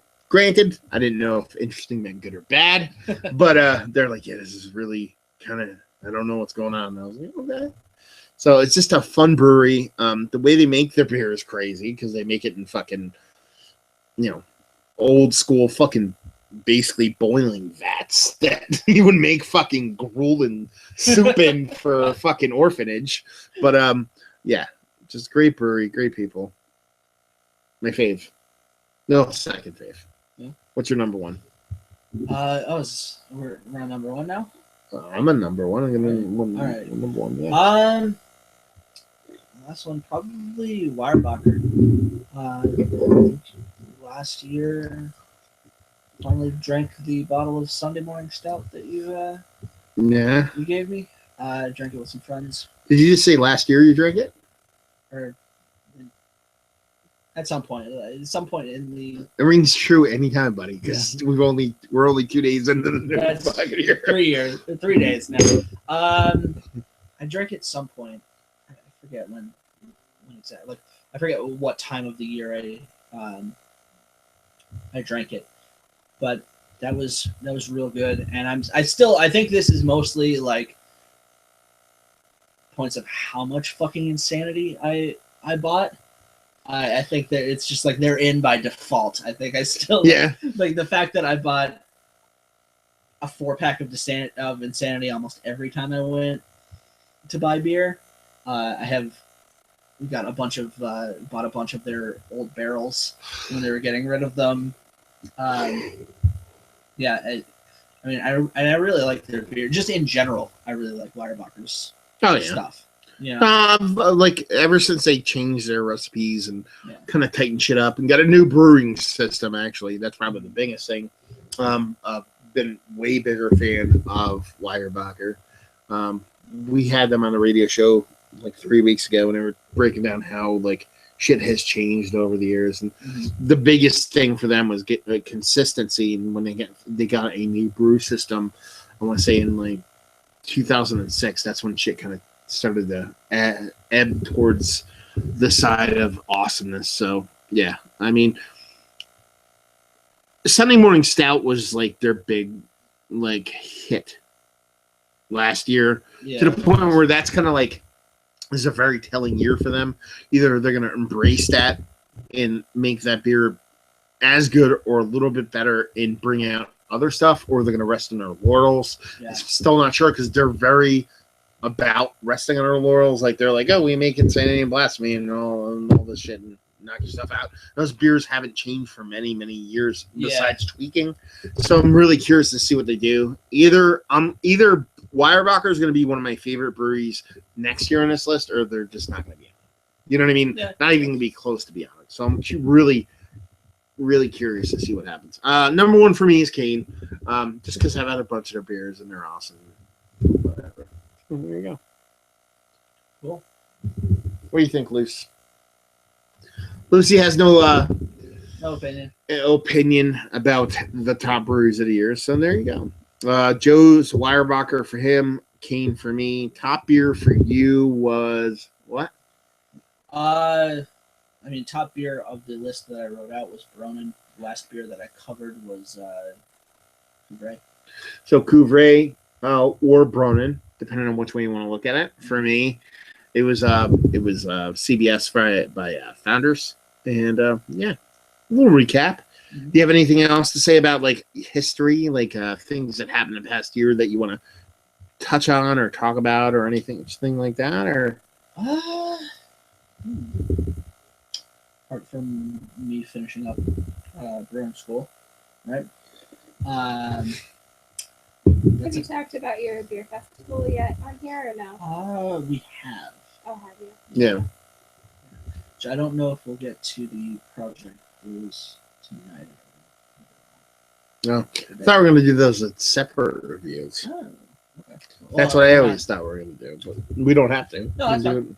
Yeah, we can do those a different day. I think Bisto's now completely blocking me out on camera. And that's what Bisto does. It is. So there you go. We're going to sign off for tonight and just say it. Hopefully you guys enjoyed this show of our last of the end of the year things. While you watch Bisto try to wedge himself onto Amanda's chair and Joe suffers whatever. Amanda suffered more than me. Yeah. All right, bud. Come on, don't be an ass. He doesn't care. He doesn't care. What are you doing, dude? Lucy. Anyway, hopefully you guys enjoyed this show. If you did or you didn't, or somewhere in between, please leave a comment in the comment section below. If you want to see more of this, you can on my YouTube page, Massive Beers, or you can go onto Love Beer Radio on iTunes and Stitcher. If you want to find Joe anywhere else, where did they find you at, brother? NEPAbeerreviews.squarespace.com. Also, Facebook, Twitter, and Instagram at NEPA Beer Reviews. How about you, man? Right now, I'm mostly on Instagram at NEPA Beer Blogger. And you can find me, Matt, Massive Beers, Facebook, Twitter, Instagram, and Tapped, Friendster, fucking every other place that I was going to try to make fun of that I can't think of. And yeah, hopefully you guys enjoyed the show. Hopefully you tune in next week when we're probably maybe having a brewery on, might not. We'll see. And yeah, hopefully you guys see us next time. Cheers. Cheers.